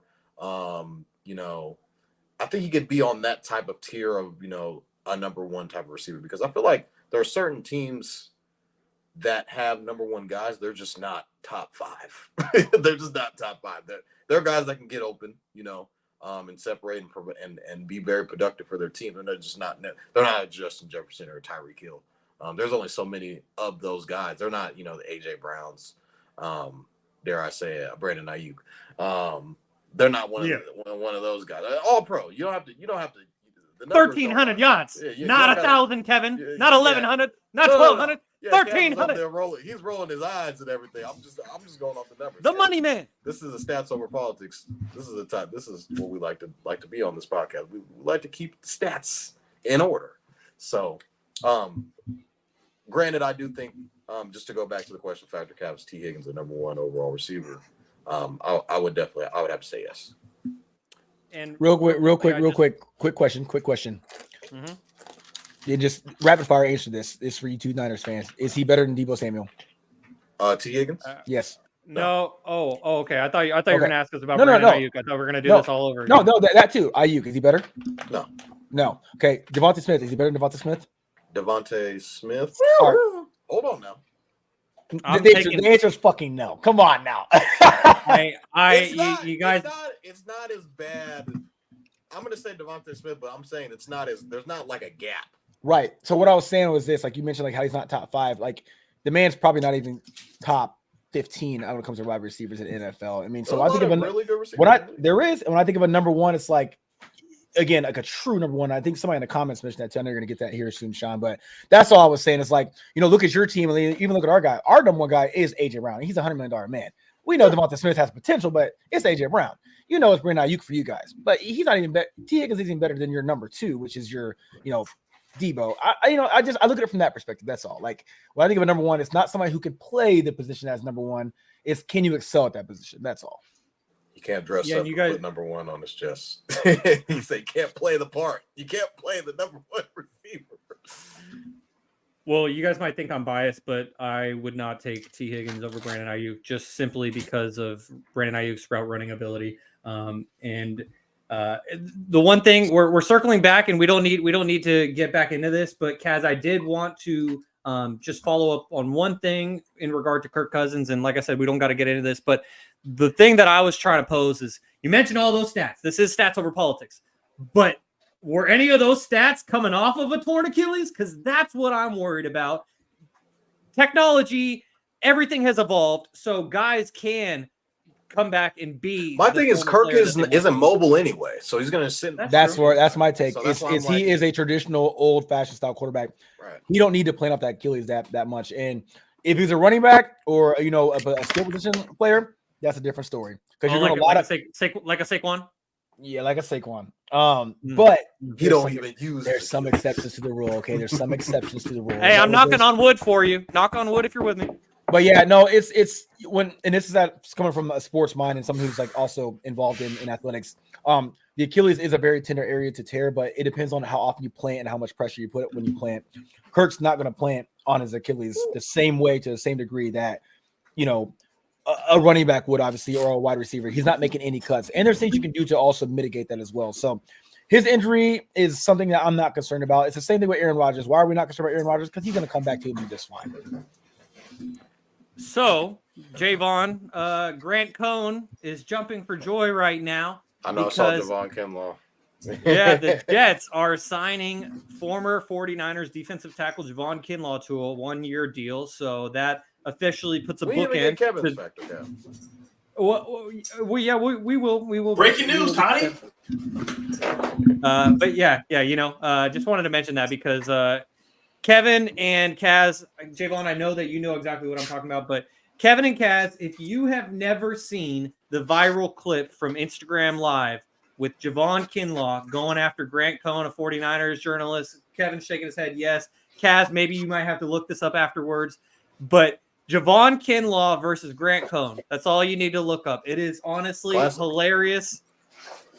And I will just leave it there because I feel like rather than spoiling what was said, it's just better to just watch and listen. Kevin, I'm going to toss this impromptu factor cap question to you. And then if you could just take the reins and take us through the next two that we have. Just for the sake of topics, let's go with the NFL one after T. Higgins. Gotcha. So, Kevin, factor cap. T. Higgins is the number one wide receiver in the NFL. So let me ask you guys this. Is Jalen Waddle number one receiver? He will be. He will be. He will be. He will be. If he was not playing with Tyreek Hill, I would say yes. Okay, so Jalen Waddle has one season better than T. Higgins. And T. Higgins he shares the field with Jamar Chase just like Jalen Waddle does with Tyreek Hill. Yes, Tyreek Hill's almost going for 2,000 yards, but Jamar Chase is no snap himself. T. Higgins is going out there and doing it for himself. There was a year. How's Jalen Waddle playing without Tyreek Hill, though? Now you read my mind. There was a year before Jamar Chase got there. Yeah. 1,000 yards.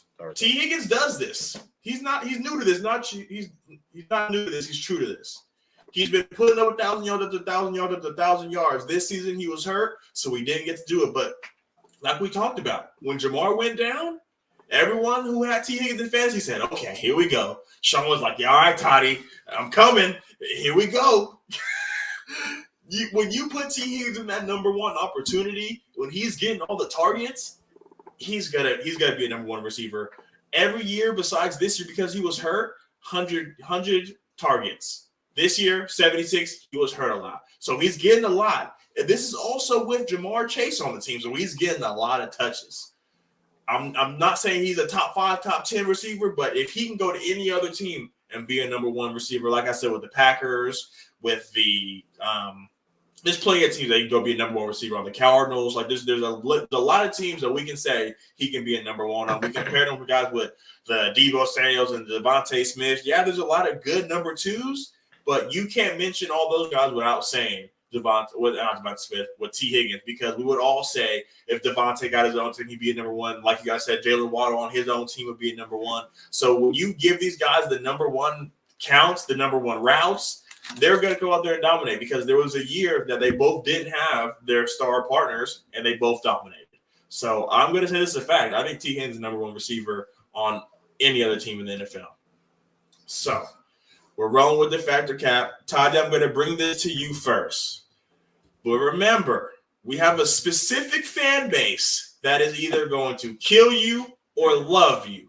So I'm going to bring it to you next. Kaz, if you don't know, we are talking about the Cleveland Brown fans that love stats over politics. They hate us. Fact or cap? Russell Wilson is the worst quarterback in the AFC North. Oh, boy. So we got Lamar Jackson. We have Deshaun Watson. We have Joe Burrow, and we have Russell Wilson. Oh my God, it's a toss-up between Russell Wilson and that's what it comes down to. It is a toss-up. Hey, Kaz, you got a coin? You got a coin? Kaz, can I get you? Can you flip a coin for me? Just flip a coin for me. Hey, here we go. Hey, I got coins on deck. This ain't going nowhere. We got coins on deck. What do you got? Heads? What? Tails? What? We got heads for Russell Wilson. We got tails for Deshaun Watson. So go ahead. Bam. Tails.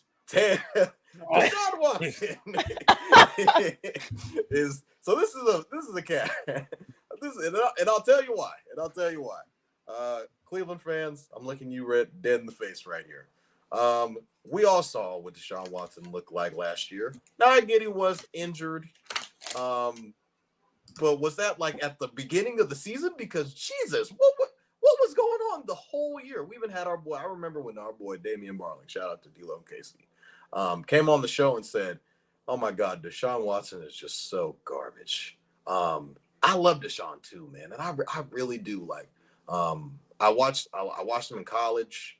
I remember specifically there was a game when Lamar. It was the Louisville versus Clemson. I remember like running home from. I don't remember what I was doing just to watch that game because that was just one of the. It was one of the more premier games for that year for college football, and then kind of seeing him coming in to the league and kind of setting the league by storm, and then tearing his ACL in practice, which was kind of crazy. But then coming back and kind of winning a couple of crazy playoff games. And dare I say he was up on Mahomes 1 year in the playoffs. They were up 21. They were up.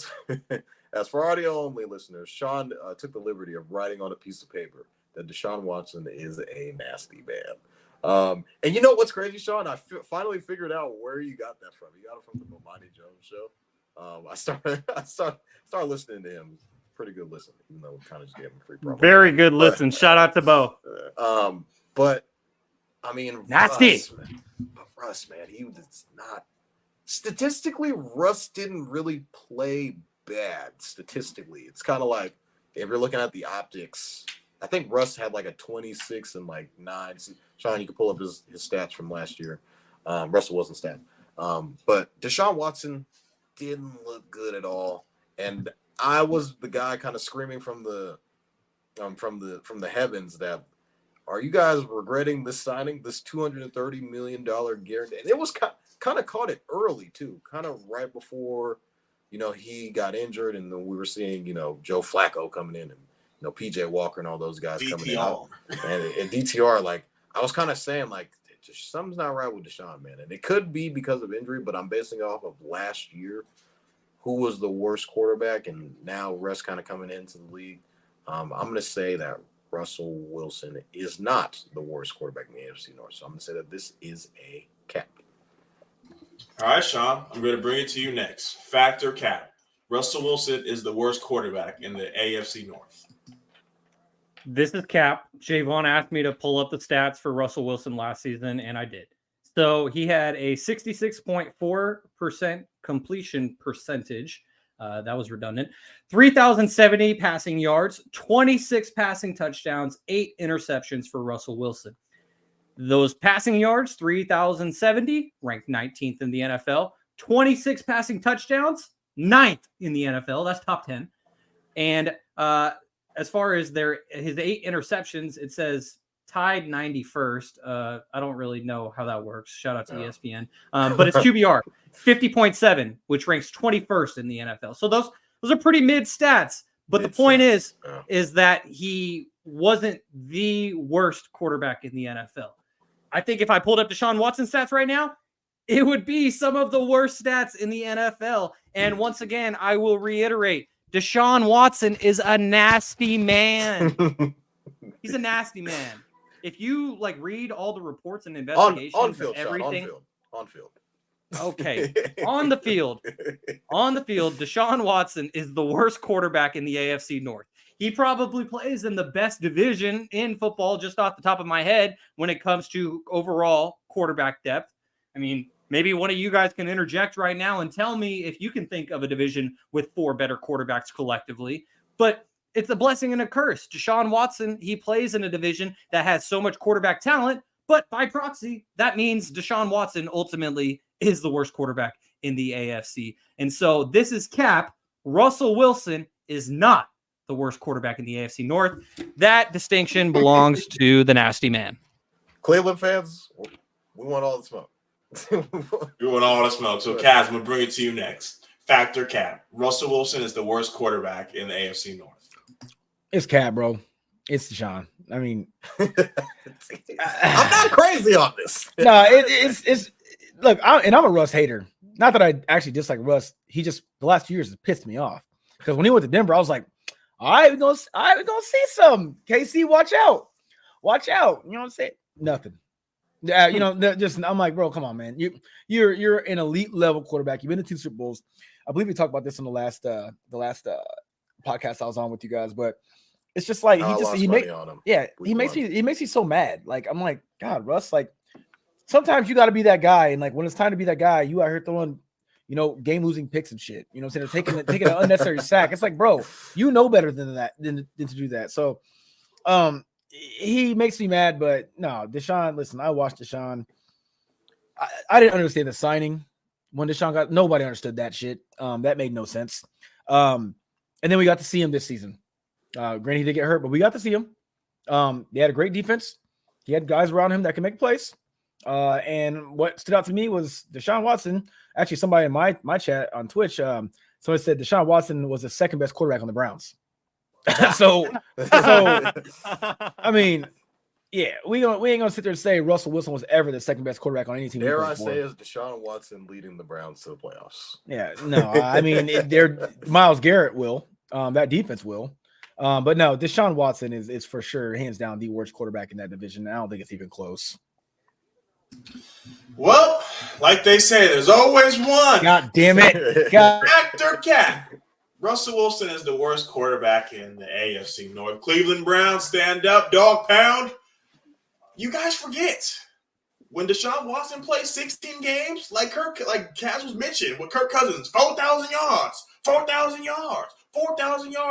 26 touchdowns, 9 picks, 28 touchdowns, 7 picks, 33 touchdowns, 4 picks. You guys are forgetting.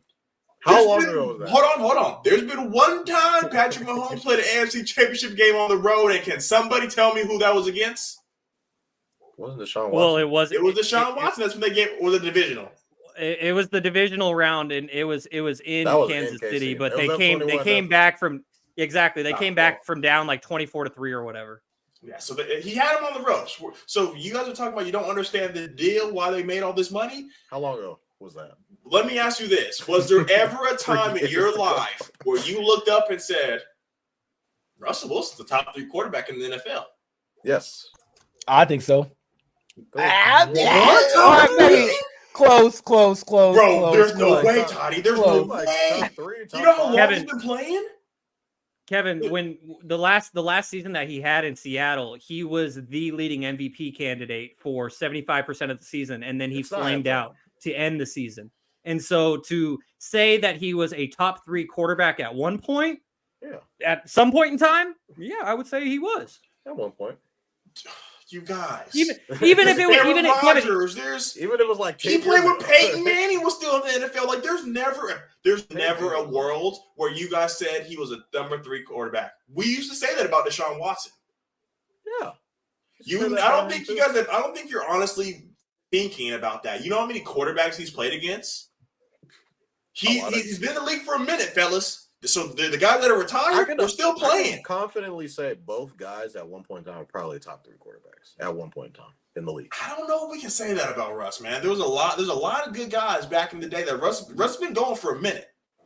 So with Peyton Manning, with Eli Manning, with Tom Brady, like there's a lot. Aaron Rodgers, Eli Manning. Kevin, you're killing your own argument here. I'm sorry. Hey, I'm 2-time champ. Beat Tom Brady twice.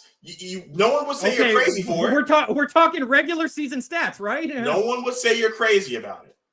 I don't think there's ever been a time where Russell Wilson has ever been a top 3 quarterback. So that's why I'm going to say this is. I think you're kind of backfiring your own self, and you might go viral by accident. Unfortunately, I can't even clip it because I thought I had a whole take about him and Patrick Mahomes going on the road, and it was all wrong. So that didn't happen. My take will just make the YouTube segment. And Cleveland will rally with me, and then they'll hear me, and then they'll be like, "God damn it! I think the other 3 guys were right." So I tried, Cleveland. You know, I had the dog pound. I had all my notes right here. Cleveland, this is for you. Yeah, no, I don't think they're riding with me. I'm sorry, Cleveland. I let you down. So this is gonna get a lot of views, and I was trying to rally us. I was gonna go last, and I thought I had some notes, but unfortunately, I didn't. So, Shaun, I'm gonna swing this to you next. Factor Cap. DeAndre Ayton is the worst number 1 pick in the last 10 years. So let me tell you the last 10 number 1 overall picks. 2023, Victor Wembanyama. 2022, Paulo. 21, Cade Cunningham. Yeah, Anthony Bennett was 20. Anthony Edwards, Zion Williamson, DeAndre Ayton, Markelle Fultz, Ben Simmons, Karl Anthony Towns, Andrew Wiggins. So Factor Cap. That was 2013. That's why I said 10 years. Oh man. Kevin, I saw exactly the way that you laid this out. Because Toddy, that was the first name that came to mind for me. Like instantly, it was like, oh, Anthony Edwards. But then I was like, no, that was 2013. Damn it. Okay, so that was more than 10 years ago. Okay, so DeAndre Ayton is the worst number 1 pick in the last 10 years. This is cap because you just ran off the names. And initially, remembering that Anthony Bennett was more than 10 years ago, I kind of thought to myself, yeah, he could be, because as much as Ben Simmons has flamed out with the back injuries, he did this is Shaun make defense. Yeah. Well, but anyways, at one point, Ben Simmons did make all defensive teams multiple times. He was a multiple-time All-Star. So, like, Ben Simmons had a great start to his career, hasn't gone well since. DeAndre Ayton can't say the same. But there was one name that you said there, Kevin, that just stuck with me. Markelle Fultz. Markelle Fultz was the guy who got drafted first overall in the draft that Jason Tatum went 3. And De'Aaron Fox went 5. And Toddy Celtics absolutely fleeced the 76ers because the Celtics could have stayed at number 1 and picked Tatum. Instead, they moved back 2 spots, got so much compensation just to take the guy that they would have taken anyways, and they left Markelle Fultz with Philly. And, much to Toddy's joy, it made him very happy that the Celtics absolutely fleeced him. But anyways, to answer the question, this is cap.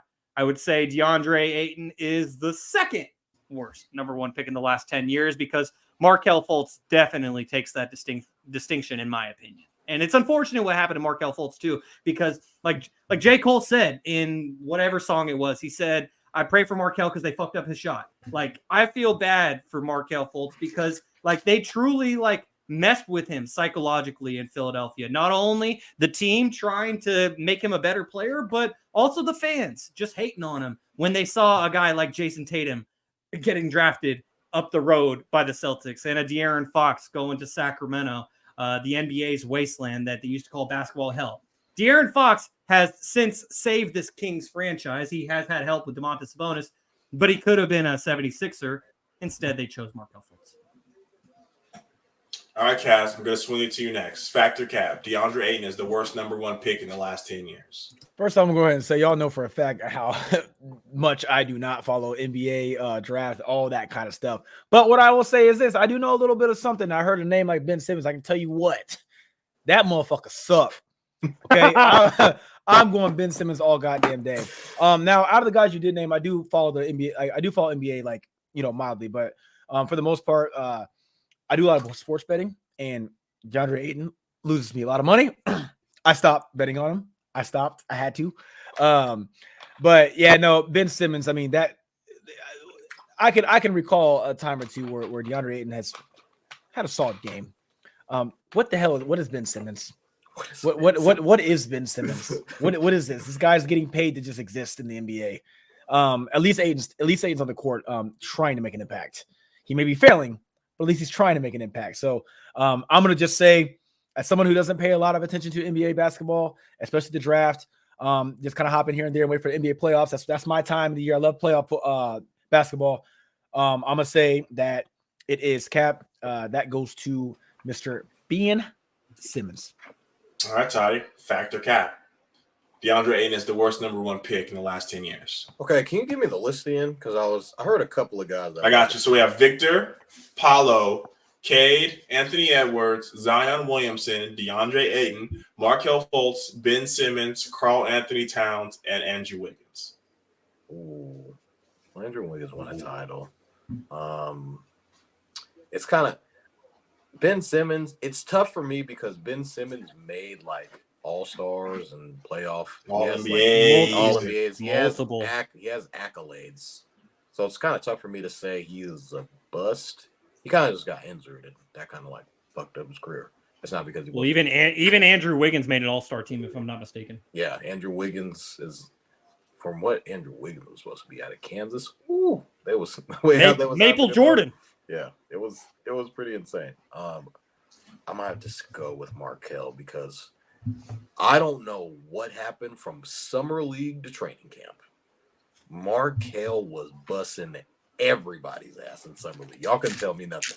I just remember watching him in college at UW. He was killing. When I say killing, like he was going crazy at UW. All throughout the regular season and just kind of wanting to watch him play. I think this is the same.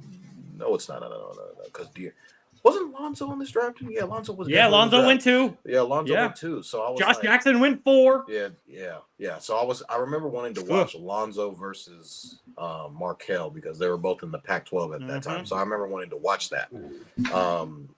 Yeah, like in the summer league, kind of just watching him play.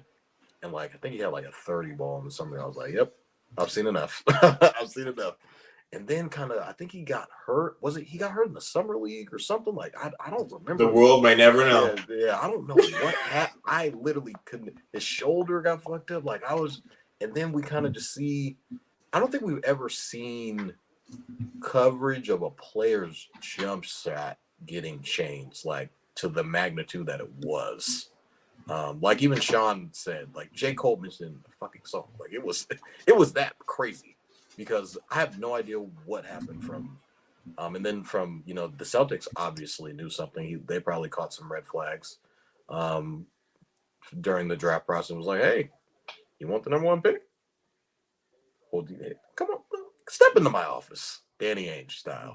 Good old Danny. Good old Danny Ainge said, step into my office. And all-time finesse. And all-time. I've never been more excited to draft a Dookie, and that being Jason Tatum. Yeah. Shout out to North Carolina Tar Heroes. We did sweep the Duke Blue Devils this past weekend. That's neither here nor there. But it was, I think it probably has to be Markelle, just based off of that, because Ben Simmons, he's got all NBAs, he's got the All Stars, he's got playoff berths. I get he didn't. There were a couple of playoff runs where Ben Simmons was dropping like 30 balls in the playoffs. I think this was like the Brett Brown's Sixers at one point in time. The process Sixers, as we like to call it. But just based on what Markelle was supposed to be and him going number 1 overall, kind of sucks.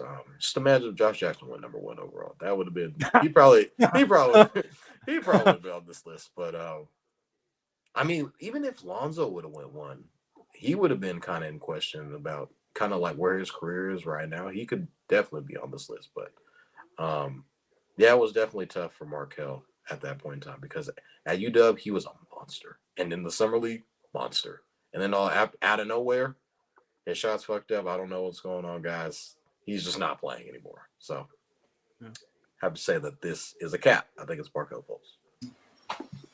And like they say, there's always one. Factor cap. DeAndre Ayton is the worst number 1 overall draft pick in the last 10 years. I'm going to say this is a fact. Can you go to because I know that, I think we all know. Can you read who was in DeAndre Ayton's draft class? Shai Gilgeous-Alexander, Luka Doncic, Marvin Bagley, Trae Young, Devin Vassell. Bunch of guys. Go ahead, Kevin. Go ahead and give us your analysis Sean, on the fact, and then I'll pull up the draft order to recap. Heard, but this has to be a fact, you guys. Markelle Fultz was supposed to come in and be a generational talent. Like, you just gave, I forgot who it was for injuries. And you're like, well, Ben Simmons. You're like, well, he got hurt. Markelle Fultz was hurt his very first season. We didn't get a chance to kind of see him flourish. Last season, he averaged 14, 6, and 5. Markelle Fultz isn't a scrub. DeAndre Ayton, no one ever thought he was going to be generational. Every name on this list, you said, damn, they might do something. Yeah. He was taken before Luka Doncic. Like, let's not make it seem like DeAndre Ayton was this phenomenal prospect. Like, I tried. He kind of was whatever. We saw what he did in Phoenix, and he kind of played himself off the court. He can't really score, and all he does is rebound the ball. Like, you're 7-1. Of course, you're averaging 16 and 10. Like, that's cool, but you weren't what you're supposed to be. If Markelle Fultz was completely healthy and he was only averaging 14, 6, and 5, okay, then yes. But we've seen all these guys flourish, and on this list, we didn't really get to see Markelle Fultz flourish. And what he's being able to do to rejuvenate his career in Orlando, you can't just walk over and say he's not doing nothing. He just got paid. You don't get a second contract in the NBA for not doing nothing. DeAndre Ayton got a second contract because the Indiana Pacers said, we'll take him. And Phoenix said, just kidding. They didn't even want to re-sign him, fellas. They were going to let him walk. Just, you know what? Go out there and pick a deal. We'll match whatever you get because we don't think you're worth the max. We didn't think that. They're not going to think that about Victor. They're not going to think that about Paulo. They're not going to think that about Anthony Edwards. You know what I'm saying? So they've lived up to the number one. DeAndre Ayton hasn't. You know, he's kind of just been, You know who went number 2 in that draft? Marvin Bagley. Thank you. Like, come on, fellas. Like, there's a lot of teams kicking themselves. Like the Sacramento Kings, the Phoenix Suns. They could have had Luka Doncic, Trae Young, Shai Gilgeous-Alexander. If you do all these over again, a lot of these guys would go number 1 still. And what I'm... Is that you? Oh my God. No, that's my friend Keith, and the reason why I put it on there is this is a photo I took of Keith seconds after they picked Marvin Bagley. Oh my. Okay, I just want to go on a quick tangent here. Me and Shaun were working at In-N-Out. I'll never forget this. Shaun was telling me, he's like, "Hey man," I was like, you guys are getting the number 2 pick of the draft. Like, are you guys geeked up? Like, how are you feeling, man? He was like, "Yeah, man, they want us to pick Marvin Bagley, but there's just one guy. There's just one guy I want to tell you about. He's a Euro guy. You know, he's young. I think he's 18 years old. His name is Luka Doncic." And I was like, "Who the fuck is that guy?" God, he's breaking my heart. I was like, I'd never heard of him. He was like, "Bro, I think he could be the next Dirk." And I was like, "What?" Like, I didn't. He was like, "Yeah, he's 18. He's Euro. He's supposed to be the next Dirk." And I was like, "Man, Shaun, I don't know, man. Like, what do you see?" He's like, "Hey, man, you just gotta watch the tape. Watch the tape on this. This boy is the truth." And I was like, "Okay." I was like, he seems kind of slow. Like, I don't know if he'll be able to get a bucket in the NBA. And I'm just like, I don't know, Shaun. Maybe I was like, he might go top 10. Maybe he might go top 10. Like, I don't know. And now Luka Doncic is arguably on the trajectory of being one of the greatest Euro basketball players of all time. I'll never forget that combo. Shaun did his homework. He was like, "Hey man, Luka Doncic is gonna be one of the ones, man." And I was like, "Damn, for real? Like Marvin Bagley out of Duke? Come on, man." I'll never forgive Vivek for saying they didn't want to put another guard in the backcourt with De'Aaron. We just got De'Aaron the year before. I couldn't believe it. Toddy, are you trying to make me cry right now? Man. Who wasn't Vladdy? He was the GM. Yeah. One of the greatest Serbians of all time. Didn't want to. He didn't want to put another guard in the backcourt, man. I didn't make no damn. I didn't see it. I didn't see it though. So I mean, I would have whipped too. I didn't. Well, see it. You know. And I showed this photo of my friend Keith, and you can even see the timestamp at the top. June 21st, 2018, 4:15 p.m. I literally took this of Keith seconds after they took Bagley. And as much as I love Luka Doncic, I tried to spin it in a positive way. I was like, "Hey, well, De'Aaron has a running mate now. They can just run pick and rolls, and he'll throw him lobs, and it'll be all good and great." And, you know, it worked out the way it did. And to wasn't he recap, supposed to go there? Like y'all was supposed to draft him. I forgot what happened. Something happened. Like, then Vivek happened. I mean, Kevin hit the nail on the head. Vivek happened, and he was like, "Oh, we can't have another guard." Oh, anyways, to recap the 2018 draft, the guys that were drafted around DeAndre Ayton. So Ayton went 1, then as well documented, Marvin Bagley went 2, Luka Doncic went 3, Jaren Jackson Jr. went 4, Trae Young, Jaevon's boy, went 5, Colin Sexton went 8, Mikal Bridges went 10th, Shai Gilgeous-Alexander went 11th, Michael Porter Jr. went 14, Dante DiVincenzo 17, That's great. Robert Williams III 27, Jalen Brunson 33rd, and Mitchell Robinson 36. So imagine if we got Shai. That would have been crazy. Imagine if we would have got any of those guys. They still been in sack, I'll tell you that. Other than good old MB3. Well, gentlemen, unless there's anything else anyone else would like to say, I think that does it for episode number 85 of Stats on Politics. I got one more thing too. Go ahead. So we didn't talk about it. You know, Bryce Huff, excuse me, is a new Eagle, and Shaun. Exactly. So let me tell you who this. Let me hear the stats, because I heard the stats after I said that. But let's shame me real quick, please. I'm a casual. 2023, 67 pass rushes, 86.8 pass rush grade rate, highest on the Jets, numbers. third highest in the NFL. 22.9% rate and win rate, best in the NFL. 10 sacks, 21 quarterback hits. So you know what, Kevin? Who is it? let me see him on a scale. Let me see what he looks like. Pass rush leaders in the 2023 season, we have Myles Garrett, Micah Parsons, and Bryce Huff. Oh, Kevin, you're just going to pay a guy for one season? Hold on. 2022 pass rush rate, first in the NFL. Pass rush productivity, second in the NFL. This man is 25 years old, so I just have to make sure I came on here and educated everybody. This man's a baller. So Hassan Reddick, Josh Sweat, pack him. Come on, don't do my guy like that, bro. Hey, man. If I got to keep one, I'm keeping Hassan. But Josh Sweat, man, hey. Oh, my God. So one got to go. Man, because Nolan Smith is coming. Whoever's getting a higher pick. Okay. Wait, so, Kevin, all of those stats are great and all, but wasn't that in, like, limited time? So it's not like those stats. Because you mentioned all the guys that he was up there with who were doing it full-time. He was doing it part-time. So once again, I asked, who? Who did the Eagles give $51 million to? Who? Hey, Kev, don't come crying when you don't get to the Kev, I ain't gonna lie to you, brother, man.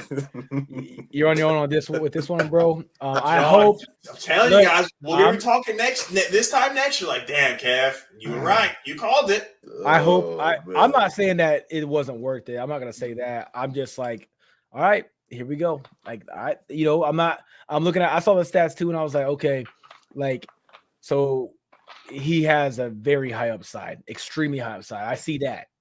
Could be worth it. I don't think every signee, and I think you guys can vouch for me too, even being a Niners fan, like every signee doesn't have to like prove, you're not going to get a guy like Myles Garrett was like, oh, we know what he's going to be every time. Sometimes you gotta risk it to get the biscuit, man. So it's like, I was mad-ish at it at first. I'm like, damn, like what's going on, bro? We need DBs, dog. We need linebackers, brother. Like, what are we doing here? It's coming. Obviously Fletch, obviously retiring him. Okay, keep the trenches, you know what I'm saying? How we've always been in Philadelphia. The trenches has always been, our go-to. And I was like, man, that's a lot of money, bro. That's a lot of money. Then Saquon, I'm like, that is a lot of fucking money. But in Howie we trust, dog. So I ain't worried about a goddamn thing. I ain't worried about a goddamn thing. That's funny. Ain't worried about nothing. Toddy? I mean, I guess. I mean, I didn't really have much to say about it. Didn't really know. I was kind of on. I thought you had a closing thought that you wanted. Oh yeah, absolutely. Just want to give a shout out to casuals. Just want to give a shout out to my brother Shaun for donating to Sophia's lunch yesterday, because the USC Trojans are Pac-12 champions now, and not even thanks to Juju Watkins. Shaun, you want to elaborate a little bit more on what transpired yesterday?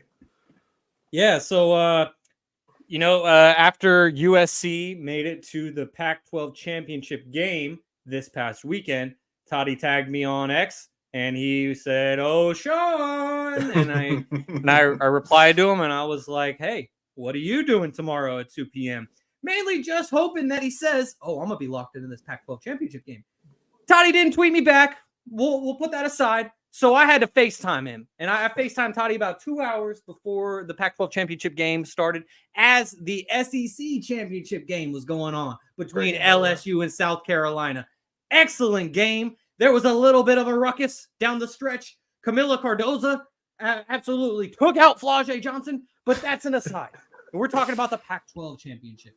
So I called Toddy before the game, and I was just like, "Hey, so are you going to be tuned in? Like, I'm just wondering." And he's like, "Oh yeah, I'm gonna tune in. I'm tuning in on this SEC championship game too." And I was like, "Okay, great. So, and Toddy asked me, he was like, "So did Stanford and USC, they split, right?" And I was like, "No, I think Stanford. Oh yeah, Juju dropped 51 at the farm. Oh, so they did split. Okay, so yeah." And so I knew it wouldn't be easy, but I was confident in the Cardinal. I was confident in the future number 2 overall pick in the WNBA draft, Cameron Brink. I was confident. And I said, "Toddy, You want to sprinkle a little something on there? You want to make a little friendly wager? In my head, I'm thinking $5, $10. Toddy said, "Oh, I got $20 for you."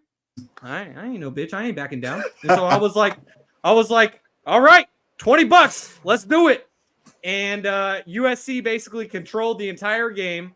They ultimately won by like 10, 11 points. And they did it with Juju Watkins scoring most of her points from the free throw line, as Juju Watkins finished with 9 points on 2 of 15 from the field. She had one of the worst games of her college career, but she did it as her team was leading by double digits basically the entire game. And I will finally say, aside from having to give Toddy $20, and Sophia, I hope you had a good lunch. I know $20 isn't enough for Chicago Fire, but maybe it was good enough for some Chick-fil-A or some In-N-Out. But I just want to give a quick shout out. Oh, Pan Express, even better. But I want to give a quick shout out to Mackenzie Forbes from Folsom, California. She balled out in the Pac-12 championship game. I don't have her stats right in front of me, but I think she finished with like 26, 27 points. She absolutely went off. I mean, she was a McDonald's All-American, went to Cal so that she could play with play for Lindsey Gottlieb. Lindsey Gottlieb leaves, goes to the Cleveland Cavaliers and coaches in the NBA. Then she goes back to college, coaches at USC. All during that time, Mackenzie transferred to Harvard, couldn't play at all in 2020 or 2021 due to COVID, didn't even have a team to play for. She plays her senior year, and then because in the Ivy League, you can't be a graduate student playing still, so she was forced to transfer to continue her collegiate eligibility and to get that year back that COVID took away. So Mackenzie transfers to USC to play for Lindsey Gottlieb like she originally intended to, and she also has to play along a player in Juju Watkins. Oh, no big deal. But as Mackenzie Forbes said to Holly Rowe after the game on ESPN, because Holly asked her, how have you guys as veterans, because there's 3 Ivy League players who are graduate students playing for this USC team, surrounding Juju with that veteran leadership. And the thing that Mackenzie said is she said, we don't care who scores 50, who scores 10, who scores 0. All that matters is that what they win. And, you know, Mackenzie went from not even knowing if she'll get to play in college ever again to winning a Pac-12 championship. So salute to Mackenzie Forbes, a Folsom Bulldog alum. And, you know, she is the reason why I lost my $20. Not because of Juju Watkins, but because of Mackenzie Forbes. So shout out to Mackenzie Forbes. I should not have bet against someone from Folsom. Toddy, I'll post it for you. Toddy took my money. And I will just say this. During the Shaun and Vaughn era, Jaevon and I would make so many bets just between the two of us. I was on the winning end on a majority of them. But I think like over the last year or two, Toddy's probably won like at least 75% of our bets. He is just taking all of my money, and the universe is balancing everything back out. So kudos to you, Toddy. Shout out to Soph. And if I had to give someone my money, I'm glad it was the Podfather. Okay, you're not getting away from this. North Carolina, 2-0 on the Duke Blue Devils this year. I mean, I've always said that Duke is just a pretender franchise. I mean, yes, I guess. Better call. I would say they probably put out more pros. I'm not gonna lie here. They have better pros. They have one of the greatest coaches of all time. But that was Coach K. This is not the Coach K era anymore. So it's a new era now. So let me go ahead and get this out there. You got the TikTok boy who actually played pretty well. I think down the stretch he kind of suffered a little bit. So I was thinking about that time. Yeah, might be about that time for me. But before you go, Toddy, I would hope you win with your niggas that are old enough to drink against all these little high school kids. That's all I'm saying. You got, 4 super seniors? I would hope you guys wouldn't lose to some 18-year-olds who make money off of TikTok, all right? I get it. We're playing against Armando Baycott. He was in freaking whatever Netflix show that was. What was it? Outer Banks. He's in Outer Banks. Like, these are movie stars. Like, what do you expect us to do? But I told Toddy against Arizona, I said, if Jeremy Roach is going to be our leader guy, it's going to be a long year, and Tyrese Proctor has been MIA since whatever game it was when he got this pitch down his leg and the ball went out of bounds, and he ain't been the same since. So last time we got swept by Duke, North Carolina, Final Four run. So if that's how it got to be, that's how it got to be. All right. Well, that's going to do it for episode number 85 of Stats Over Politics. We appreciate you all for tuning in. Make sure to give us a like on YouTube. It helps us a lot. And if you enjoy the podcast, hit subscribe to our channel and get notifications when we go live. You can follow us on Instagram and TikTok at Stats Over Politics and on X at Stats or Politics. Shout out to all of you who are watching on Twitter today. We had a big Twitter audience and we greatly appreciate all of you. And you can see all the great content Kevin's putting out there if you follow us on Instagram, TikTok, or X. Make sure to subscribe, rate, and review on all podcast platforms. And if you're enjoying the show, give us those 5 stars. We'd really appreciate it. As you guys have been tuned in to episode number 85 of Stats Over Politics. For my guys, Jaevon Toddy, Kevin Dent, Garry Singh, and our special guest, Kaz Johnson of KazzyBear TV. I'm your host, Shaun Holko. Thank you for tuning in, and we will see you next week on another episode. Oh! Mako, what's good? What's going on? Oh, it's a party! It's a party! It's a party! And also, happy belated birthday to my brother Kevin, who celebrated this past week. Shout out to Mako. Shout out to Kevin. That's it for episode number 85. We'll catch you all next week on another episode of Stats Over Politics.